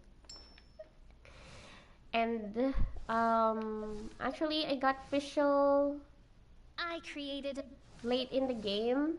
That's why she's I created another universe. not yet in friendship level 10. Also Diona I only got recently while wishing for Venti C1, I think. That's why she's not leveled up. I'm at the Liyue chapter of my chronological quote-unquote challenge. My friend is a Lisa main. Ooh! Lisa lovers united. I immediately love your friend already. I am at the Liyue chapter of my chronological challenge, and I found out that there are, first of all, there's no 4-star healers in Liyue. Xingqiu maybe, but that's not his his main thing. And there are no 4-star bows in Liyue currently. Can you believe that? Like all of the Dendrograna puzzles that I have in Sumeru, I can only solve once I get to Inazuma. Or unless MiHoYo releases a 4-star archer in Liyue before I get to Inazuma, then before I get to Inazuma, I won't have any archers at all, which sucks.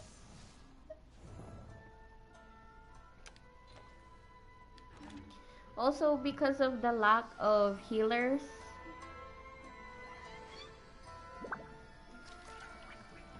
from Liyue, I had to go insane a bit and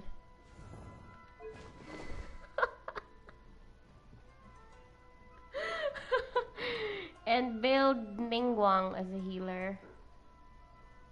She's the healer of the party. Oh my goodness, so awful.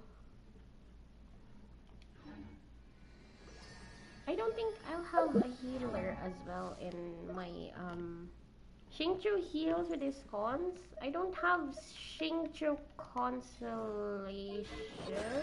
Oh, I do. I have one. With his cons, extends the duration of Guhua sword rain cutter by 3 seconds. Throughout the duration of blah blah blah, damage dealt. With his cons.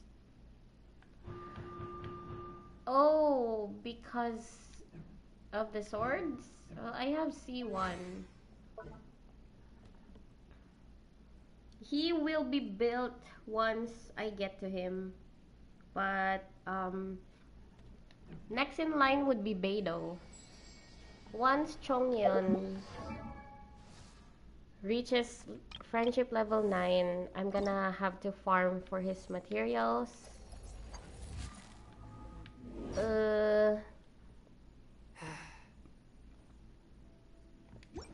And for Beidou's materials. Where is Beidou? Good thing I lost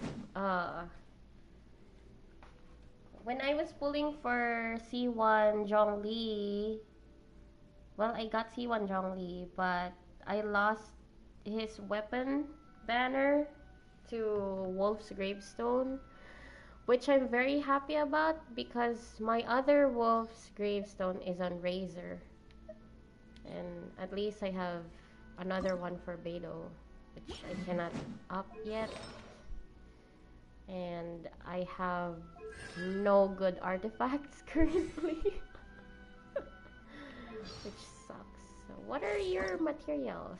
Oh, easy. If you ever want to trade tactics, I'm always ready. Oh, I can actually ascend you right now. Can I? Vajrada Amethyst Fragment. Vajrada Amethyst Fragment. Well, you can probably take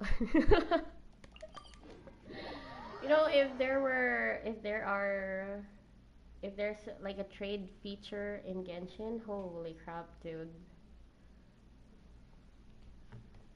It would be like really useful for everyone. Oh man, I would gladly trade off my Ito for someone else. Maybe Yelan. I don't really like Ito. I only like Ito because of his 25% wood passive. But aside from that, I don't really like him. Wait, I'm supposed to craft a fragment. Vajrada Amethyst fragment. How many? I forgot.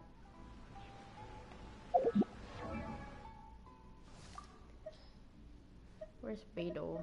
Have a lot of characters. If you ever want to trade tactics, I'm always ready. Sure. Ito Lumberjack. Truly.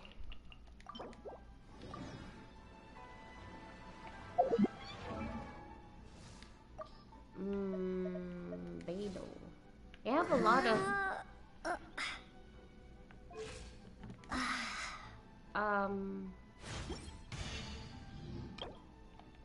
bruh!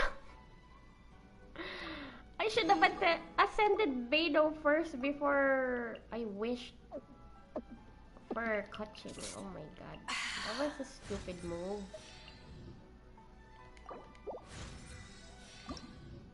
How many? I still have a lot of these. Why? Ah, crap!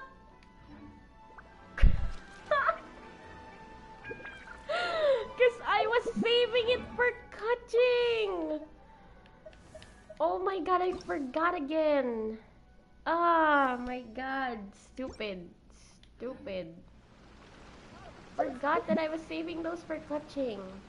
Okay, now I'm gonna have to wait for... You know what? I'm just gonna use one of these.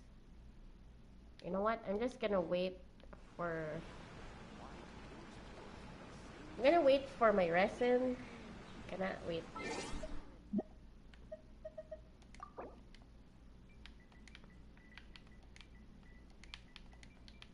Note to self.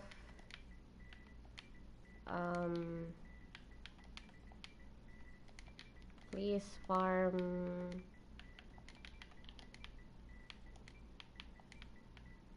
Kaching boss.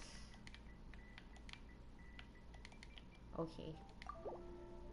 I will see that and I will know immediately what to do. Okay,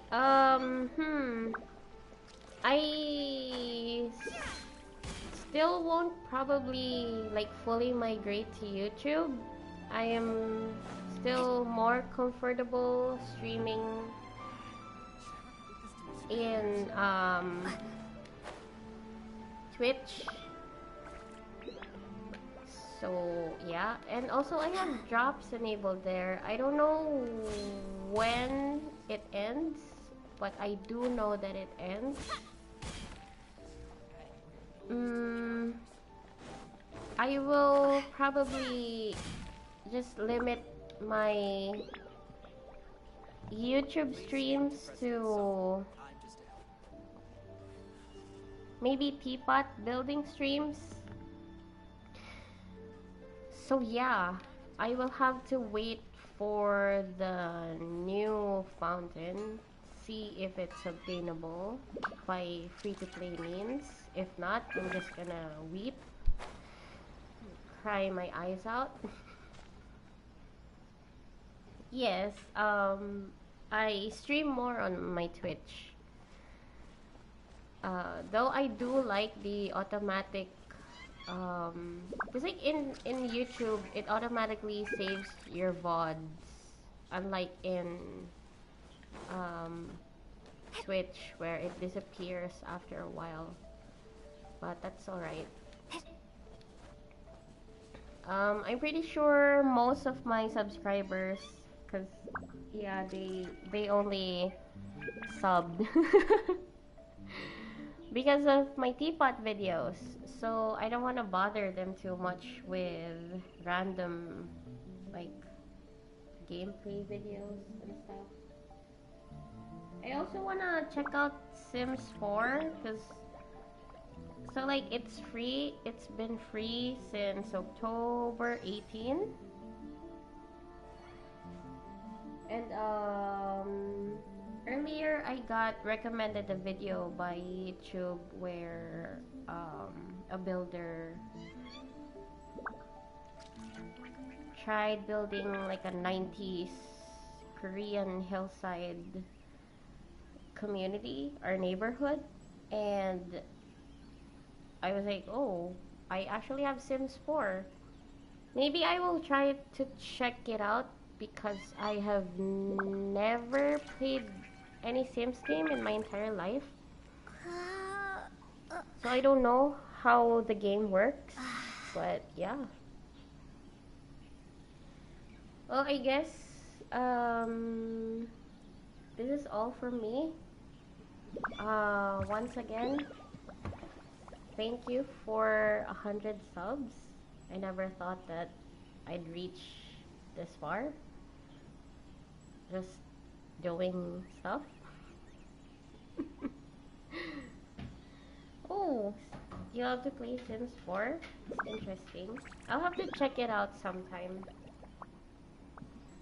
Try to be a builder everywhere.